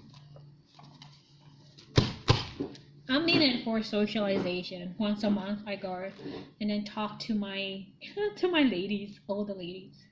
It's quite okay there. I'm kind of trying to maintain my skills in talking to all the ladies. They're really nice, but they can be very overbearing, and they're like, you know, when they're trying to get their ways, they're very indirect. They would talk to other people about it, but they will not talk to you directly. It's a very, very different kind of social structure when it comes to like female dynamic, older female dynamic. I don't know about like the younger one, but like these ladies are basically in their 70s, in their 60s, or like they're old. They're not like, you know, 40s, because 40s are still young. Because it's only like 5 more years for me to be so 40. Oh my god. And so I'm prepared. But you know what I really learned from these ladies is like none of them talk about their husbands. Everyone just talk about their children and their grandchildren. It's like I realized maybe the purpose of a husband is just to have kids. Because like once you have kids, like they become like, if you want to be kept, you better behave. It's like they're non-relevant at all. I remember like when I first started going to this club, right? So it was like, it's been like 2 years and a half. It's been a while, but like one of the first time because like the club itself has only been around for like 3 years. So I joined them about 4 months in after the club was formed. So it was still new even then. And I remember like we have this guest one time. And then this lady around 60, maybe 65, I don't know, retired age. And then I just came back from like toilet break, so I went to toilet, I came back to where I was sitting, and then this lady was like standing, and then she was basically in tears, and all the other ladies was like trying to comfort her, so they were like basically soothing her by rubbing her arms, and you know, trying to be like, oh, it's okay, you'll be all right, you know, that kind of stuff. And I felt like, oh my god, what just happened? What's so serious? And then as I got closer, because like my seat was basically just right in front of her, because I was basically coming back from the toilet, so I was like, oh, okay, let's see what's this about, right? And then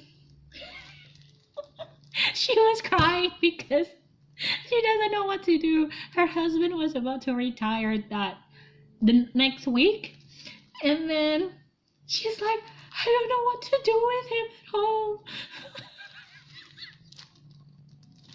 It was serious shit. And then one of the ladies was like, just put him in the shed. Put him in the shed. What? What are you talking about? Put him in the shed. He's not a tool that you can just throw away. He's a human being.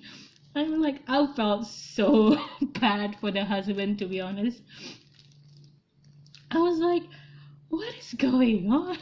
And what was really funny was the fact that it was as if that all the other ladies had experienced this before, so it wasn't a new experience for any of them, but it was for this particular lady. So she was getting an experience advice from all the other ladies. But I was like culture shock. I was like, this is what happens when you're still married at 60s. And I realized maybe that's a secret for a long marriage, not to be in the same space for a long period of time.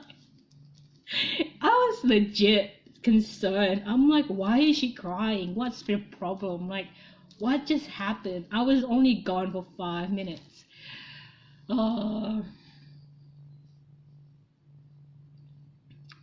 Culture shock is scary. I was like, and then she calmed down after someone said that, like, put him in the shed, just put him in the shed. It's as if like this lady knows what I'm talking about.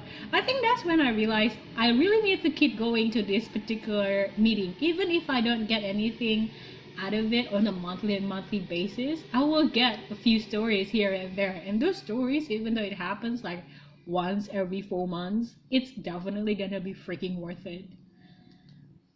It's like so good though. And you also hear like a lot of heartbreaking stories that makes you kind of like taken aback as well. It's like, you know, when this lady basically telling a story about how her daughter lost twins stillborn. So not only one kid, not one baby, but like two dead babies that she needed to push out, but you know, because it's a stillborn, the twins that she pushed out were already dead. So those were like real stories that people go through. And you also have to kind of, you know, those kind of stories makes you realize, you know, life is not play sometimes. And but it makes the other stories funny. Oh god, that was really good. Oh my god. I think it was funny because I think the week before that, or the week previously to that, there was actually really like real stories, not real stories, like real experiences that these ladies are living through. Like this one lady was basically like caring for the husband who was disabled, so she has to carry him everywhere in her house, and she doesn't even have time for herself and all these kind of things. And I'm like, wow, it's it's a good kind of cultural, not cultural, but it's a good information, I guess, from a lot of angle. Because you know, when you're hanging out with kids, you kind of see what their culture are like now, and then when you hang out with the retired people, you see what the culture shocks, not the culture shocks, sorry, what the culture is at that age. And then I guess like I'm trying to gather as many stories as I can, because you see a better picture when you have a lot of stories, and you also see a lot of similarities as well, so you don't really, you know, you don't really, so when you make choices, it comes from a preference rather than from a place where you feel like you have no choice, because you kind of see like the consequences of each decision that you make in the future. If you make this is what happens. If you don't do this is what happens. So yeah, I guess that's why I like hanging out with the retired ladies. And then here I hang out with people who are younger than me, so I get like a good full spectrum of age group, I guess. And I can ask people who are younger than me like technological question, because I'm like, I got no idea what I'm doing. I'm definitely not the wisest person, I know. I am very lazy. I haven't moved from that couch in over 5 days. The only time I moved was to eat or to pee or to sleep. But it's good to, it's really, you really need to find, like, this is like old lady advice. You need to see things from different angles, because if you don't, you can get scared. You don't want to get scared.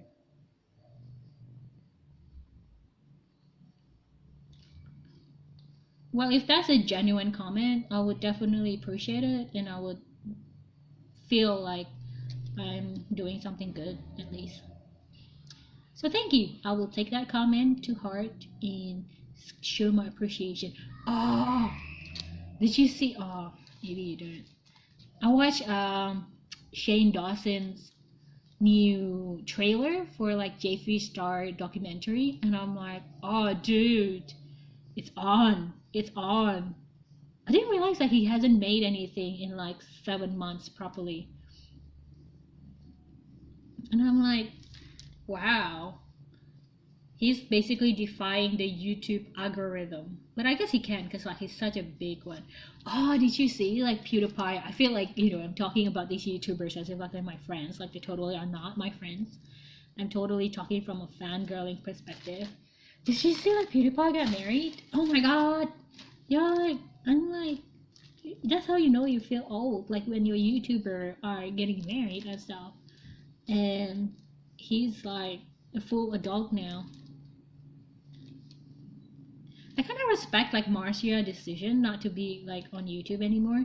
It was such a good kind of like, oh, she's grown up now and she made these decisions, and it was made with full thoughts in on boards, and it was really good.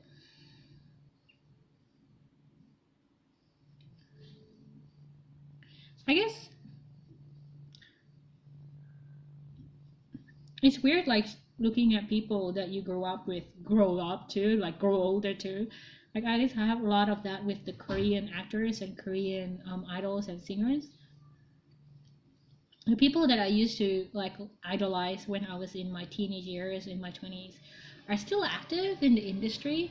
So, and now they're like married, they have kids as well. And I'm like, it totally affected me. I'm like, yeah, I should do that too. It I don't know, maybe it's like serves as an anchor of the generation of like pulling your attention out of your day to day and bring it to a greater kind of vision and stuff. I don't know, like what's the greater vision of like having a family, but I think it's important now. I think it's because I used to be depressed, and when I was depressed and filled with a lot of anxieties, I did not want to have any kids whatsoever. And I think after I start healing my gut and all the depression went away, I think how I knew my DNA was kind of healing is when I started wanting to have kids. So I think that's when I knew like, oh, it's okay for me to pass on this DNA because I basically have semi heal it enough for it to be safe for another human, well, not another human, for another spirit to inhabit this particular human flesh um, body that I'm going to make in my womb, like that. Like that. I think that's one of the things how you know. This is a full theory, by the way. It's not definitely nowhere to be supported by any type of evidence whatsoever. Oh, I'm so slow. Why am I so slow? Oh, let's turn on the light.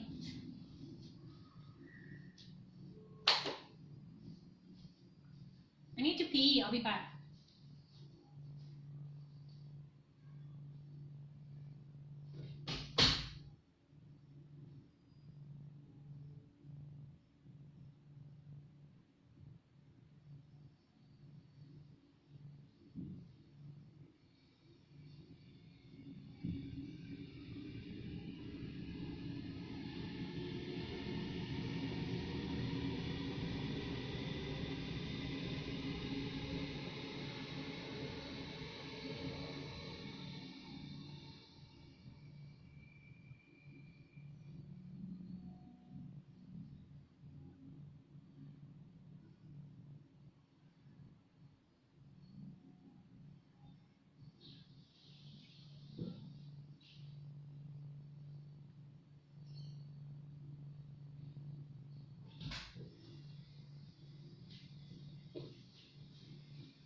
Back.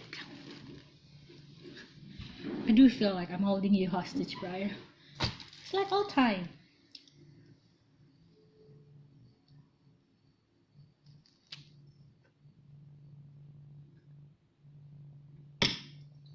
So I bought these. Oh, and I felt like I'm an addict. I'm gonna buy more because they basically have me 50% off, and I'm gonna buy a whole series of them. And this is like a premium paint, and it costs like half price compared to other premium paints. Maybe maybe it's hard to explain if you're not traditional painter. It's like an addict basically. You know, like when you are addicted to crochet or knitting, then you keep buying wool. It's like that, I guess.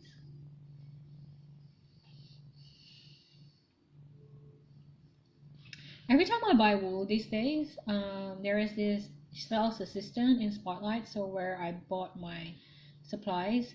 And then this lady, I don't know whether she used to be a teacher or not, but she always like uses this very patronizing type of words. But I think she's doing it out of habit. So I don't. At first, I was like, oh, should I be offended? And then I realized I shouldn't be offended. It's just because that's the way she talks. But she talks like she talks like, oh, good girl, you're doing that. Oh, good girl, you have you have the right change. What a smart girl. What a good girl. Like very patronizing. And I'm like, was she used to be a teacher? Because I don't think you should be saying that to to a customer, mate. Like, lady, I understand that you are an older lady, but I don't think you should say that unless like I'm coming in into, even like if you're coming in with a school uniform, I'm like, I don't know. I think I guess this is Australia. I guess that's why I have problems with Australians sometimes. I'm like, you guys need to work on your customer service. This is a big issue. I guess like we have a culture of non-elitism in this country, so it's hard to maintain the customer steward relationship, I suppose. Because it means like in other countries, like if you go to Singapore Airline, for example, it's a very clear distinction that the stewardess, your flight assistant, is there to assist you, right? They have to be really prompt, they have to be really pretty, they have to be really polite, and they have to be very useful. And then you have like a different culture with Emirates, for example. Emirates is like, it's being advertised as this bubbly and this young and filled with life and all things like that, like so there's that a little bit of cheekiness going with the flight attendants. It's like, I know I'm saying this, but I guess like, yeah, airlines is a very good cultural snippets of the country that they are from. I really like this color combination. It's really pretty. Pretty color combination.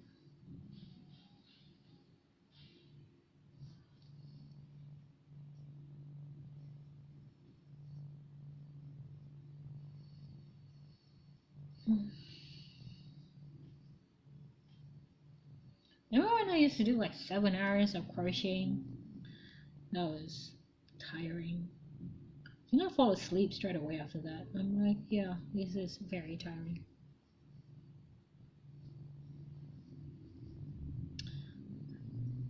I think it will take me like 3 hours to finish this.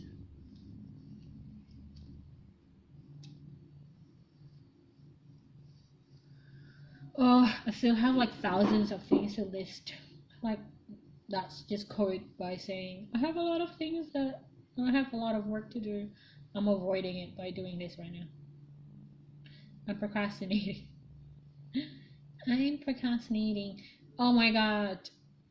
I got through the toughest mission on Monster Super League about like a month ago maybe. I was so happy. I basically jumped and screamed when I got through the mission. And I think in 4 more chapters I will have another mission similar like that. I don't know how I'm going to live that though. I'll be very frustrated, I feel. So right now I'm trying to level up as many monsters as I can to level 60 and then kind of put a lot of gems so that it has a lot of attack powers. I feel like I'm talking as if I'm a nerd now. I'm a geek now. I'm so into this game. And my love about this game is I feel like I'm on denial still. I'm like, I'm not addicted to this game. And that's the first thing I think about in the morning. I'm not addicted to this game, and I'm playing until 2 a.m. And I'm like, I'm not addicted to this game. And I was really going crazy when it didn't allow me to get in this morning. It kept saying there's illegal activities, and I'm like, why? They're like, I didn't have any more apps open. I'm not cheating on this game. I'm not even paying, enough. A pain that only people who play games knows.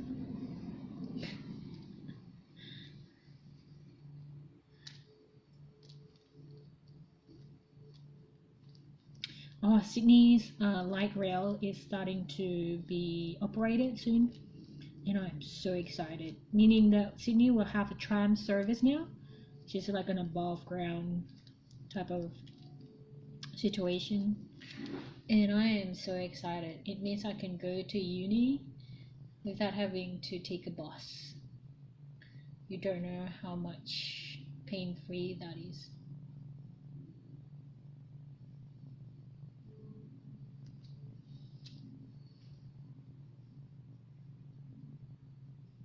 What do you want to be when you're older, bro?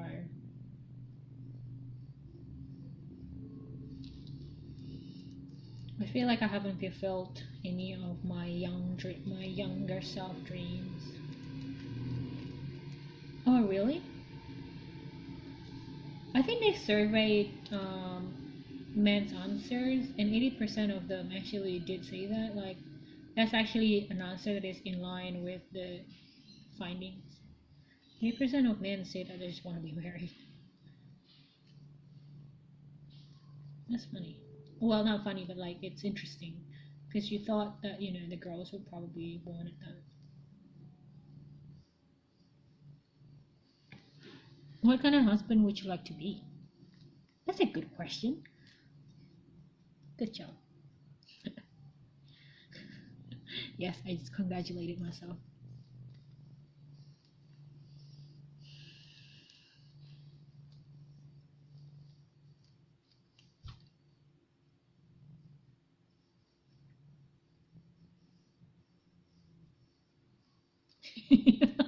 That's a very low standard. Just go on a dating app and then fail it a few times.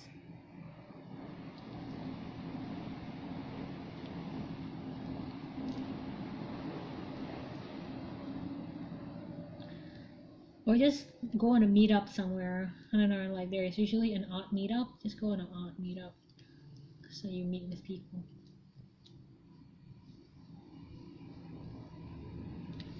I was so bad. I went to this meetup and this event, and it was meant for like networking. And I got there and I was so tired, even by the fact that that day was raining and it was windy. But I got up anyway. It was last week. Was it last week? It was exactly last week, I think. And then I got there. I was just so tired, so I just sat there while everyone else was like networking, which means like everyone was swapping business cards because it was like an entrepreneur speaking event. So they basically get about 4 entrepreneurs to talk about their experience, how to start up their business, getting fundings, their burnout rate, and stuff like that, and exit strategies. All those business C talk. So everyone's there basically to network, to find people, to find business partners. When I got there, it was just like rainy. It was like windy. I was like, nah, I'm not saying a single word to anyone. I'm just gonna sit here until the talk starts, and after the talk finishes, I'm gonna go home. I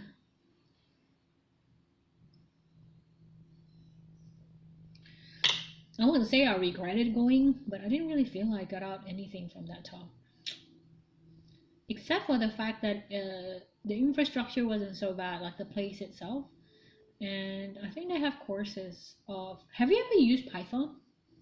Like, there's a lot of coding and UX courses and data sciences courses. I don't know. It was really. I'm thinking maybe it's not a bad idea to upskill us in regards to that.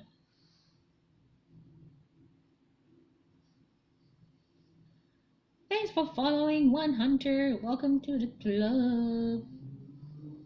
where we talk about nothing. Well, I try to appease my older female friends so they get off my back. I love them. I really do. Actually, I think maybe this is like the longest I have certain friendship.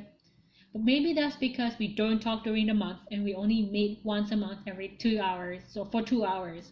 So maybe that's how to maintain friendship. Boundaries. Oh god. I did try to ask them to go to dim sum. Well, that's what they say in America. Here we call it yamcha. So I don't know. I've got like a friends that basically around my age, and she seems keen. So I will keep myself in check to see whether she's keen to go yamcha soon or not. She promised me she would, but then again, she also gonna go to China soon. She's like Asian British, so she would I don't know. Yeah, she's going to Guangdong with her boyfriend. I don't know if her boyfriend is Asian or not though. I just realized now. So she's British by nationality, and she was born and raised in England, so in Britain. I'm not sure in England or not, um, but she's Asian. She's like very typical Asian though. She's working as a postie right now, which means that she goes around and delivering posts to everyone, and then using a bike. So she would come into every month, like not every month, when she can, she would come and then to the meeting. And then this last month when she came, she was basically have those goggle thing on, because we're going to a summer, right? So we're having like a lot of sunshine, so a lot of huge sun and stuff. So she would, this bit is like white and the rest of her face is tanned because she would get sunburn from the sun. It's funny. I think she enjoys doing what she does. She really likes it. But she's also Asian, so that means that she has a degree in mathematics and also a qualification in teaching. Oh, I'm like, Chinese women, can you please stop overachieving? I can't keep up with it. So Asian, I know. She's like so like, hey man, you should be good at mathematics. You're Asian. She's telling that to me. She's the same age as me. But I'm glad that the Asian gene is the same everywhere. Oh god, that was like, we are bound by our industrious nature.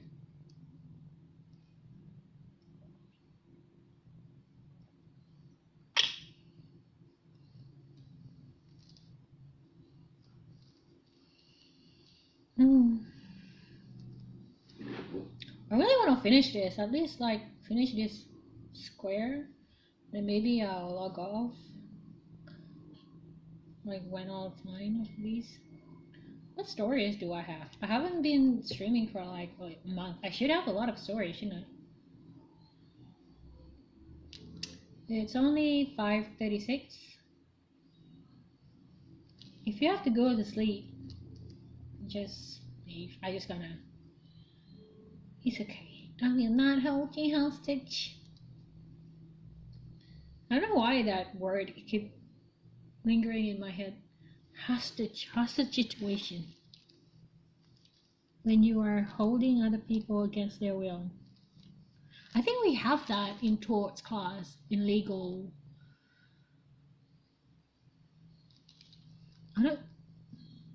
In negligence class, when you holding people against their will. I think there is like a procedures that you need to go through, like a certain steps, like a certain questionnaires that you need to go through to establish whether someone is actually illegally attained against their will. It was a really fun class. The teacher was an asshole, but the class itself was pretty good.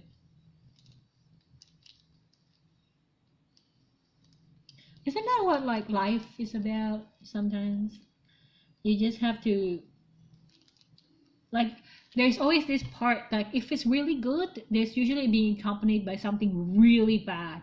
I remember like when I was in Europe, like there's this person that is I really get along really well with, and then his best friend is someone I really hate in the whole entire group. Back then I didn't realize that's just the way the world goes. You know, the more you get along with something, or the more you like something, usually is attached to something you really hate. Also, it happens in like things that like good things and bad things that happens in your life. It's like usually you will get something that you have been dreaming your whole life, and then usually it's being accompanied by a very nightmarish events that is unfolding at the same time.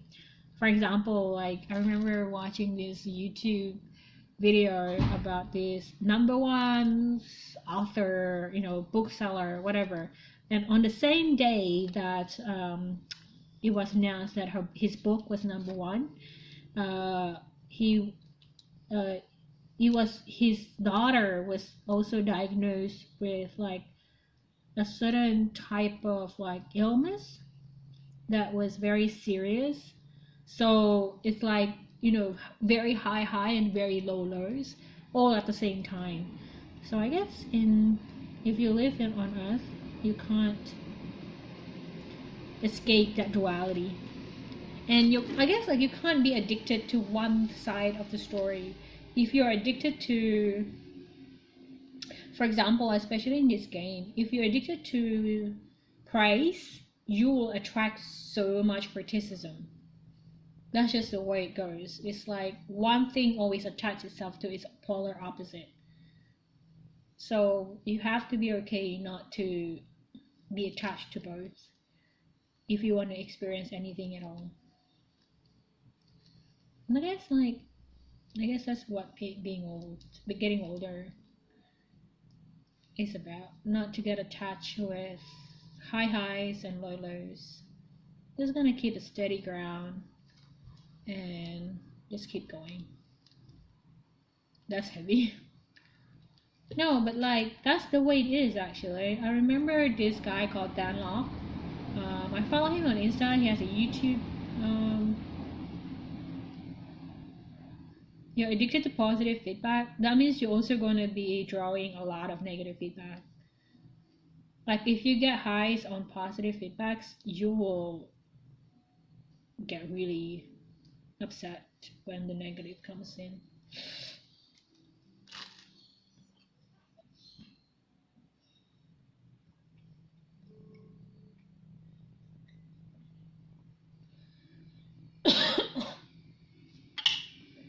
I guess I'm quite indifferent in that regard. Feedback is just feedback for me. It's not good or bad.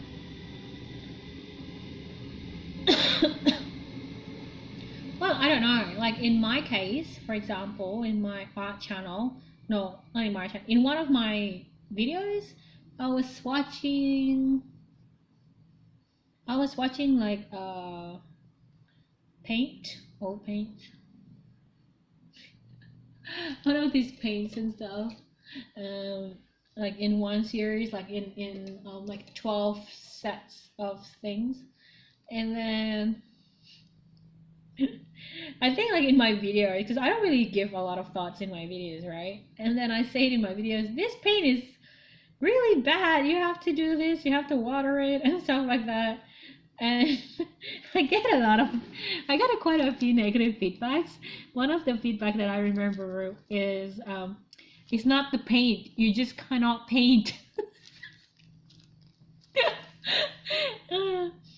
So I guess like if I really want positive feedback, that would hurt me, because especially if I feel like I can paint and this is really matters for me, like their feedback really matters. I put a lot of efforts in, and you know, it's encouraging to get positive feedback, so that it encouraged me to make more videos. And then any negative feedback, so any negative talk would hurt my pride and would hurt my feelings.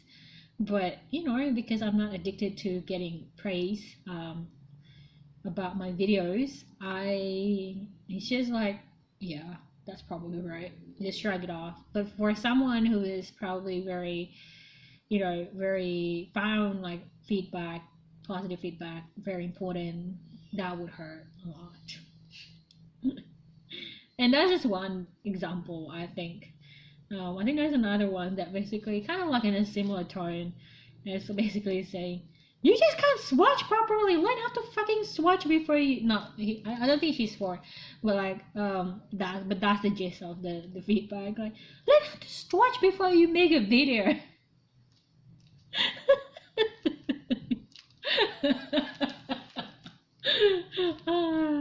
It was funny. But yeah, I mean, I think like if you are really investing a lot on like, I want to just get positive feedback, that would definitely would hurt my feelings. But I just thought it out. I'm like, hey man, how many times have I said in my videos, I'm not a professional artist. I'm not trained. Are you guys deaf? I don't know. I just shrug it off and stuff. But I understand that it can be very vulnerable on the things that if it matters to you. Welcome, Father. Thank you for following, Daddy John.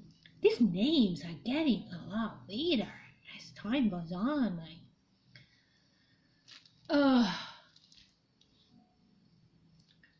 My neck is getting really thick. I need to stop eating duck because I think like I don't know what does shave off. What shaves off fat? I need to find out what shaves off fat. Cruciferous vegetables. I need to buy more kales and blend it and drink it. I actually kind of like it. I'm trying to make it like palatable. I'm not sure how yet. Because basically now I figure out I'm allergic to kiwi, I'm allergic to banana.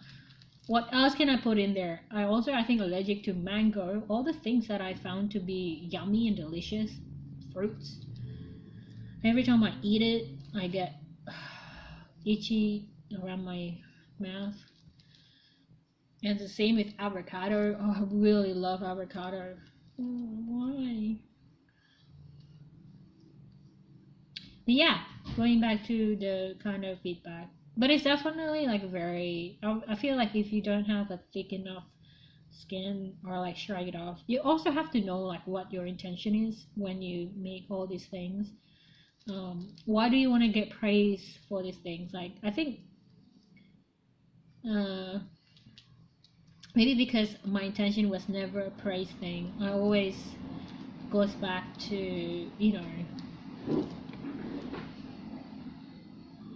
like for me it's because when I create things I want to see if they sell, so if people buy it or not. So it's never about opinions. It's always about whether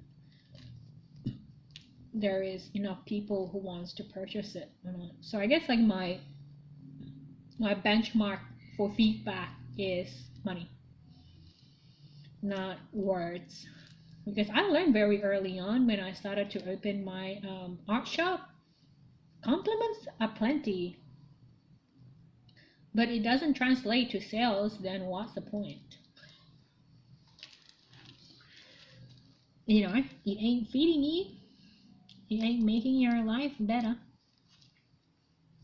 I guess it depends on the person. Actually, it really is depends on the person. If you really like, that book, like the 5 love languages. So if your love languages is words of affirmation, then feedback, positive feedback, words that being said is extremely important. I definitely understand that.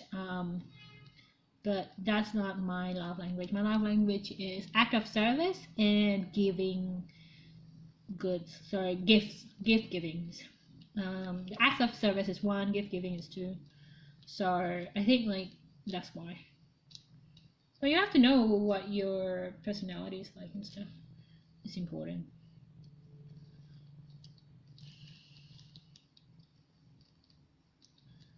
And yeah. So you have to understand that too.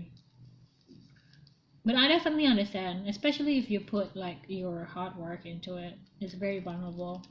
It's like I guess because art is not something that is close to my heart. It's something that I just do, for a living. So it's pretty like arm's length type of situation. I remember like I was like basically changing my full name in LinkedIn. I only have like 4 connections. I have an old LinkedIn profile before, but I shut it down. So I made a new one, and then the new one didn't have like, my full name, and it just felt really because I always go by like ballerina on the internet, and my real name on LinkedIn, and it was so I felt so naked. I felt like so open and vulnerable, and I was like, and also like when people ask about my grades, people ask about what I get in an exams or what I get what my marks are in a subject when I pass subjects at uni. That's when I don't know, those things actually would makes me squirm and uncomfortable sharing that. But criticism, not so much. I guess because in a way that is like a tangible snapshot of my competency level, and I don't like feeling incompetent. And if the marks is there, it means like they're definitely judging you based on a real thing. Of course it's not real, because sometimes when you study for exams you're not sleeping, so your performance is probably bad. So I probably would usually sleep at 3 a.m. and then wake up at 5 a.m., cram a little bit more, go to uni, and then take the exams. Yeah, those things still matters, I think. I don't know why. Those are my vulnerable points. Please don't use it against me.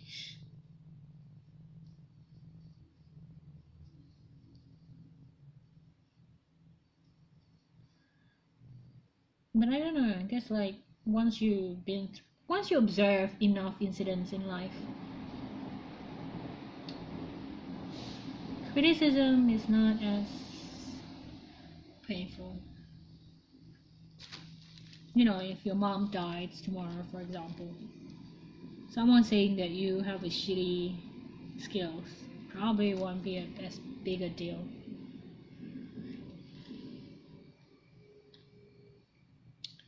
Knock on wood.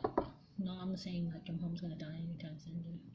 Hope she lives a very long life.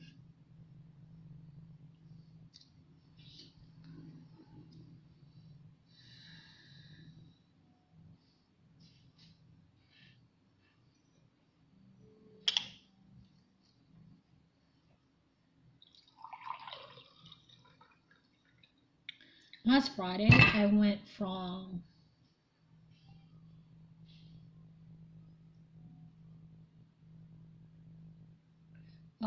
this station to a further station to further at the end of the line station.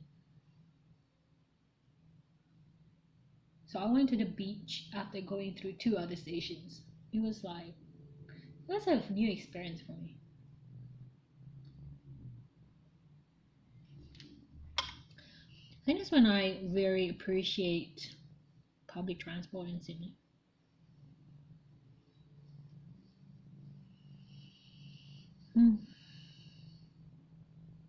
We're also getting a new train line. I'm like so excited. So excited.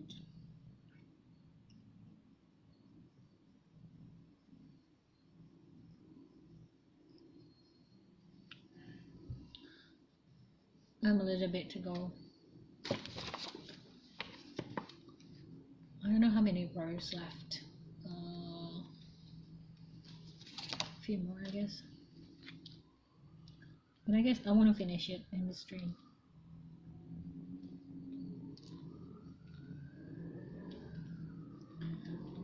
One of the ladies in the knitting club was basically giving a good wisdom talk last month. She's like around 75. She still looks very young, very young. And her in-laws, her mother-in-law even still alive, right? Her mother-in-law is like 90, and it's so funny like how you get to that age, and you know the mother-in-law is 90, so the mother-in-law's grandchildren are around 50 years old. So those are the kids basically. The kids are 50-year-olds, and the kids, she said that the kids always try to take Nana out for operas. That's basically how they spend quality times with each other. So they always ask the Nana like, okay, I'm going to book these tickets in 2 months. Are you still going to be here, Nana? Meaning, are you still gonna be alive? I don't want to book this ticket if you're not planning to be around. I'm like, that's too real, dude. That is too real. It's like, are you gonna be here still? Are you still gonna be alive? You promise me you're not gonna die, because I'm really not gonna be able to refund this ticket.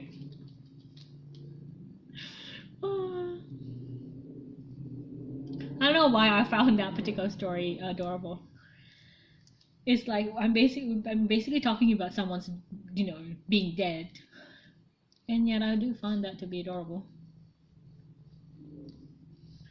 And the Nana, I think, just answered, I don't know. How can you ask me that? If I'm here, I'm here. If I'm not, oh. I guess it's a good place to not take life too seriously at the same time. And there's also this other lady who's been with her husband for like 52 years, and they're still flirting with each other. It's like she basically showed us. I don't know how old she is. They've been married for 50 years. So I guess like at least she would be 70 something. She basically showed us like a new pair of lingerie that she just bought before she came into the club. And I'm like, ma'am, with all due respect, ma'am, do I really need to know this? But yeah, it was like really interesting to see how they still flirt and they still like have a good kind of fun atmosphere around their marriage even after 50 years. It's like going into this world where you see. When the last time he danced though, I don't know. Yesterday when Jessie released her new single, that bitch, and she was like, I guess like I really like going into this particular club because I get to see like how the younger version, how the future will unfold when you make a decision around my age. It's interesting to see like a fast forward like 30 years down the line. If you make this decision, this is what life can be for you, and if you make this decision, this is what kind of life can be for you. And so it's a good place to kind of see it that way. I'm pretty sure they don't see it that way. I'm pretty sure they just kind of hang out because it's good to have friends. It's good to kind of talk about what happens during the month. My daughter does this. My granddaughter just turned 17 or just got into university. I was so proud to be there, and like my granddaughter just turned 7. We have this huge birthday party for her. Oh, my daughter is going overseas. I have to take care of the babies. It's like most of the time the stories like that, but if you listen carefully enough, you get little gems out of it, and those little gems are very, very precious. Because I think, like, as a young woman compared to these women, of course, it's a valuable It's a very valuable information. There's this lady who used to be very pretty when she was younger, and I could tell that she was so used to of using her looks to get away with a lot of things. So she still carried like her photos when she was younger. I think like she's still kind of like lived there, but she's also very aware that she has grown old and she no longer maintained her youth. And you see like what life is like for pretty girls that did not invest anymore other than their looks. And it's not a good future. It's not like a devastated future either, but it's not a future that I would choose for myself. But I don't know. I might end up with to be like her without the looks. And your choice of spouse is also very important. But either way, regardless whatever it is that you chose, everyone seems to be very lonely at that age, regardless whether you have a spouse or not. So I found that surprising, and I don't know the solution to that actually. Maybe the solution is to create a club like the knitting club so that you won't be lonely because you got your girlfriends every month to look forward to. Maybe that's the answer.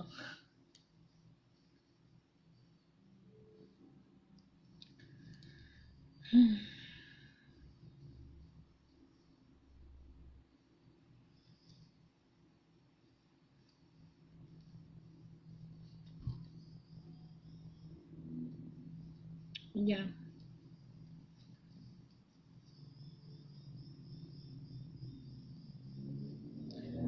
I spoke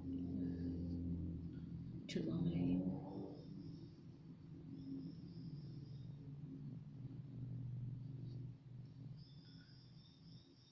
It's a wealth of knowledge. That's the words that I was looking for.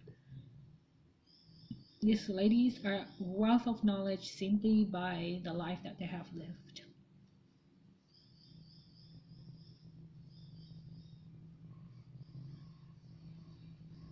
Okay, progress, progress, progress.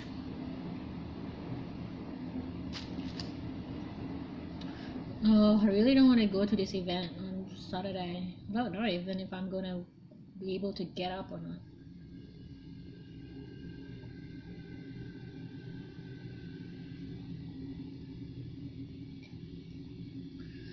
Oh no, my battery's at 28%.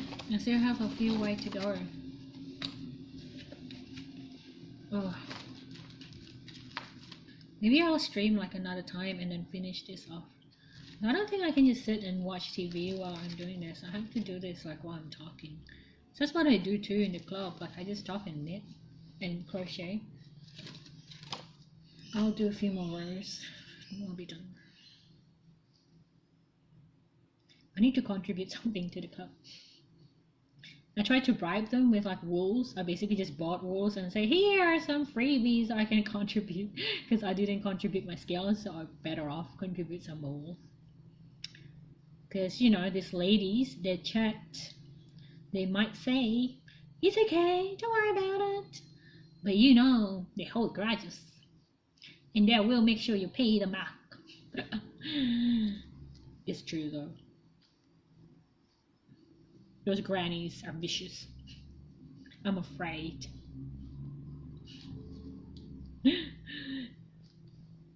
Oh, I have to cook something actually for next month because we have a celebration of the club going to... Look at me. I'm basically like a great... I'm like 80 years old. That's all I'm talking about. Well, there's this 82-year-old woman that basically kept talking about her dead husband. Like every single time. I think like her husband died 3 years ago, but I think because they have a very good marriage and a very codependent marriage as well, it's still very hard, and I definitely can relate. Like 2 years based on a 52-year marriage is definitely short it would be like a 2 days. It would still feel like a 2 days after the death of her husband, for for her, to be honest, because when you're older, time is experienced differently. So I kind of want to be sympathetic, but after about a whole year listening to the same story, you just kind of revert to, oh yeah, yeah, I understand, yeah. And you kind of feel bad because, like, she's lonely and she does all that, but she's also very proud of herself. Like, she accomplished quite a bit as well. So it's like, I don't know. I guess what I learned from her is that don't be too proud of yourself, because it's very hard for people to sympathize to you, and it's very hard for people to like you as well.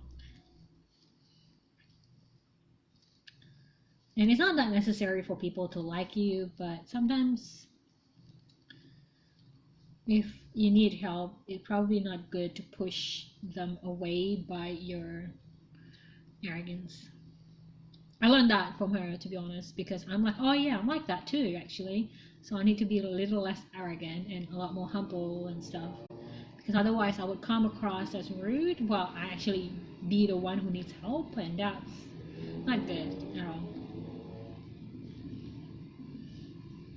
So yeah, these ladies, even though I don't talk to them every day, actually is a great source of knowledge and experience.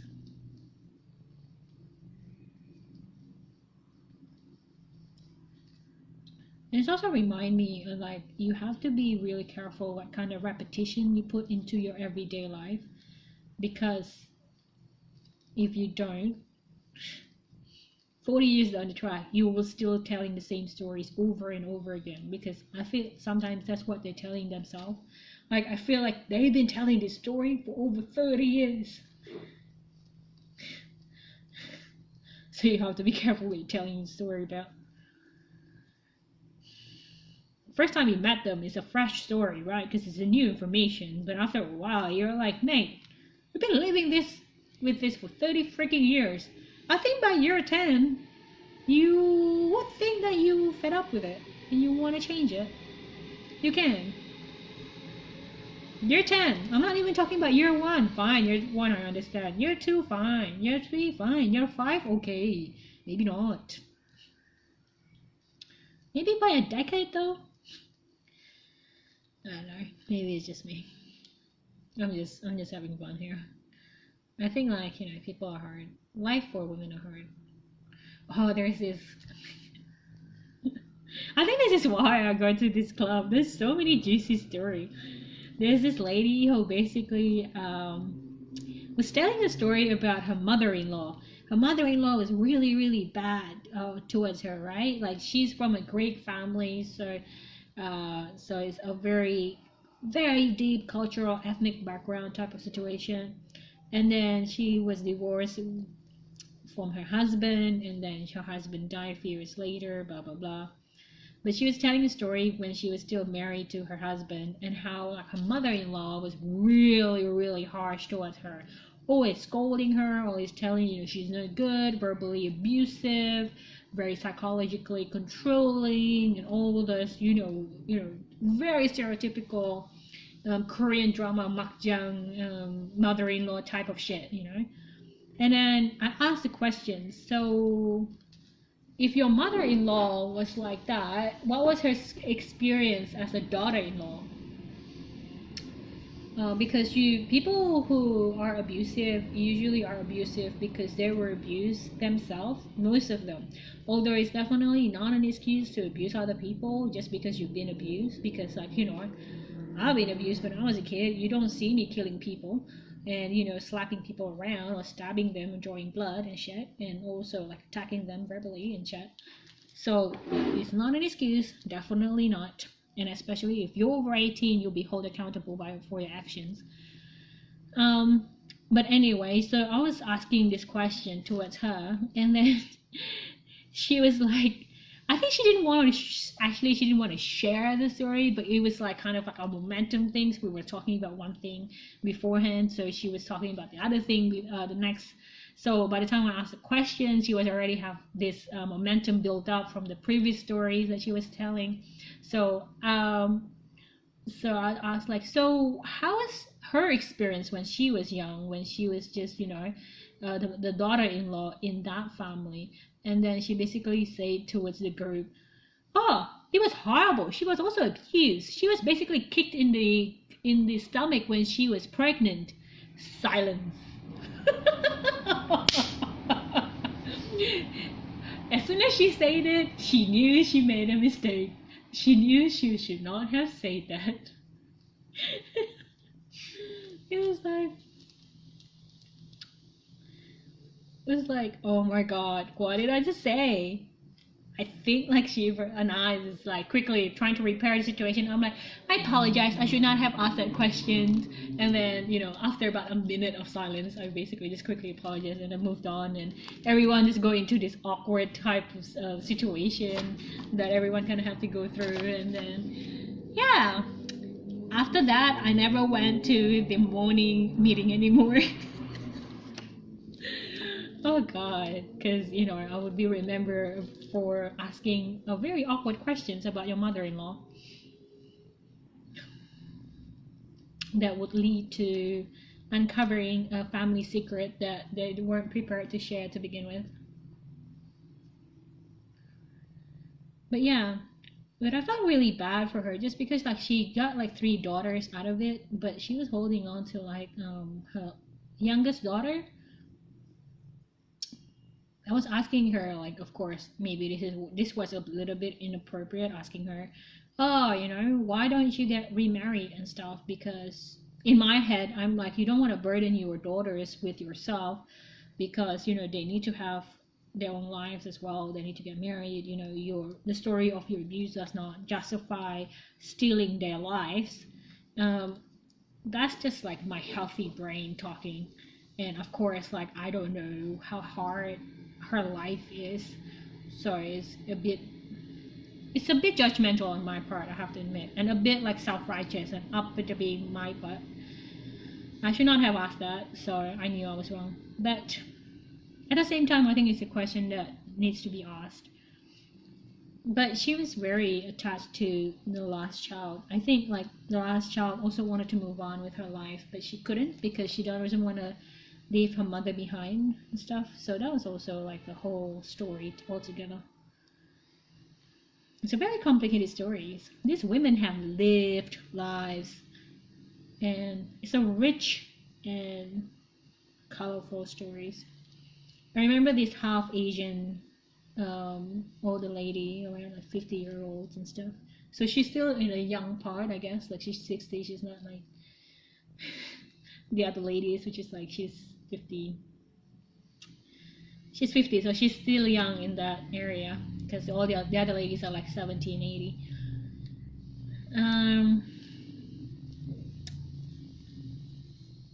So I think her mother is the Asian one, and I think like her dad. I don't know. The men somehow don't get into the conversation of these ladies for some reason.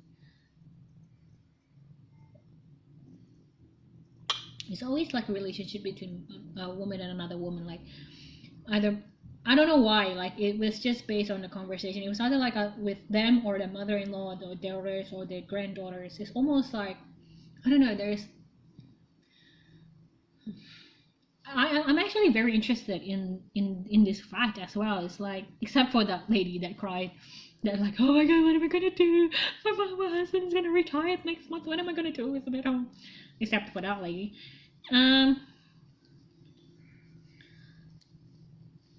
But yeah, so when we were talking about the mother-in-law topic as well, so she was talking about her mom, like how the power dynamic. She was like very polite and very subdued, very typical like Asian kind of lady, or like stereotypical Asian that's being perceived from the society standards, like very like that. And then her mask slipped for a few seconds when we were talking about, you know, how the power is shifted when you're a bit older. So you become the grown-ups and then your parents become, you know, the dependents. So how you treat your, you know, your young ones when they were kids are gonna bite back with how they're gonna treat you when you're older, kind of this situation. So her mother is older now, and so her mother is dependent on her to take care of herself. But I think like the relationship wasn't too good, you know, given like, you know, Asian kind of family maybe, and so she might be harsh on the daughter. And when her mask clipped for about 5 seconds, you could see like her vengeful eyes. She was like, now I have the power. Boy, it was a split 2 seconds. And I was like, whoa. I was like, what was that?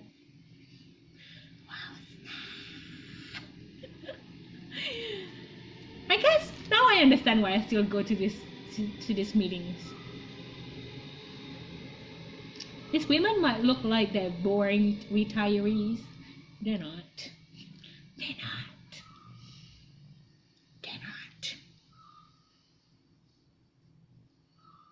There's this other lady as well that always drink like from a bottle of water.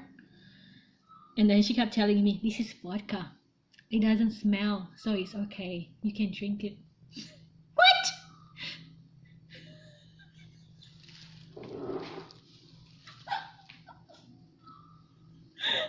Oh.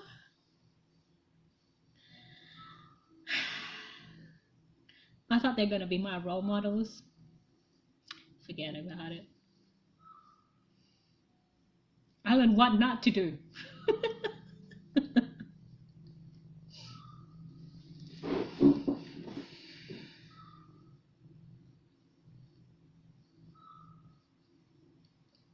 It's really scary to see how these women like wear their mask on and off, because it was slipped every now and then you get to see a lot of interesting things, how vicious they can be, how kind and generous they can be too. That's also part of it. I guess it just teaches you not to mess with them. I remember, I don't know whether this one time, but there is a retired nurse in our club. She stopped coming like last year around this time of year actually, so she hasn't been around for a year now. But I remember like having conversation with this lady. We were quite close, and she's very talented. She can just crochet up or knit up anything, and it would just look like amazing masterpieces. She can make like a rooster. She can make octopus, like just from needles and yarns. She's very talented. But I could also see like there's a lot of, I don't know, I guess a lot of incidents in her life. You can detect this in their behaviors when there's a disruption in the brain is visible in the behaviors. I think this kind of skill is kind of like get strengthened if you meditate longer. And it's not sustainable. You have to keep meditating to sustain the skills. But I don't want the skills, but it comes in pairs with meditation. I meditate for peace and stuff, and for productivity, because when you meditate, your productivity goes up. But anyway, she was telling a story about this man that she used to live with. She's living with her current partner for like over 20 years, but I think maybe previously to that, it was a horrible experience. And I'm not sure whether she knew what she was telling us. And I wasn't sure whether it was okay to be shared at that time as she was telling it. And I'm thinking to myself, is it okay for you to share it? Because it was legit serious. She was basically like telling on this just blasely just like as if that is just another conversation. Yeah, I remember grabbing a knife, basically was about to stab this guy that I was living with, and then thinking to myself, you're not worth the jail time. I'm like, dude, you're basically telling me right now, admitting it in front of the public, in front of like more than me, that you almost commit murder. So blasely. And I don't get afraid easily, but I felt fear when she said that. I felt actual fear when she said that. It's just the way she said it and the way she meant it. You know what's funny? That she was basically a retired nurse for the nursery, which means that she's in charge for the newborns, and and I'm like, that is a very different personality of yours there. Like this person who was supposed to be very motherly and very, I don't think she is motherly. She doesn't really have that kind of motherly facade or like personality, but I definitely truly believed if there was no murder, there was no prison sentence, she would have killed that person. She would have done it and she would not regret it one bit. The only reason that she didn't was because she loves herself more than she wanted to kill the other person. But like, these ladies are like insane. I think that's why I kept going to the knitting club. To see snippets of craziness in their stories. they're worth going.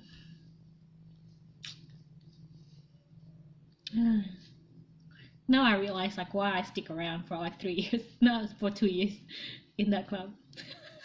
Without realizing. Now I'm like, oh, this makes sense. These stories are definitely worth it. I enjoy these stories. You cannot get these stories elsewhere. You cannot get these stories from a 20-year-old girl. They haven't lived enough, hey. They haven't lived enough to know, to experience the world in its fullest form. Because, when these ladies talked about, yeah, I think I'm gonna die soon, my children are like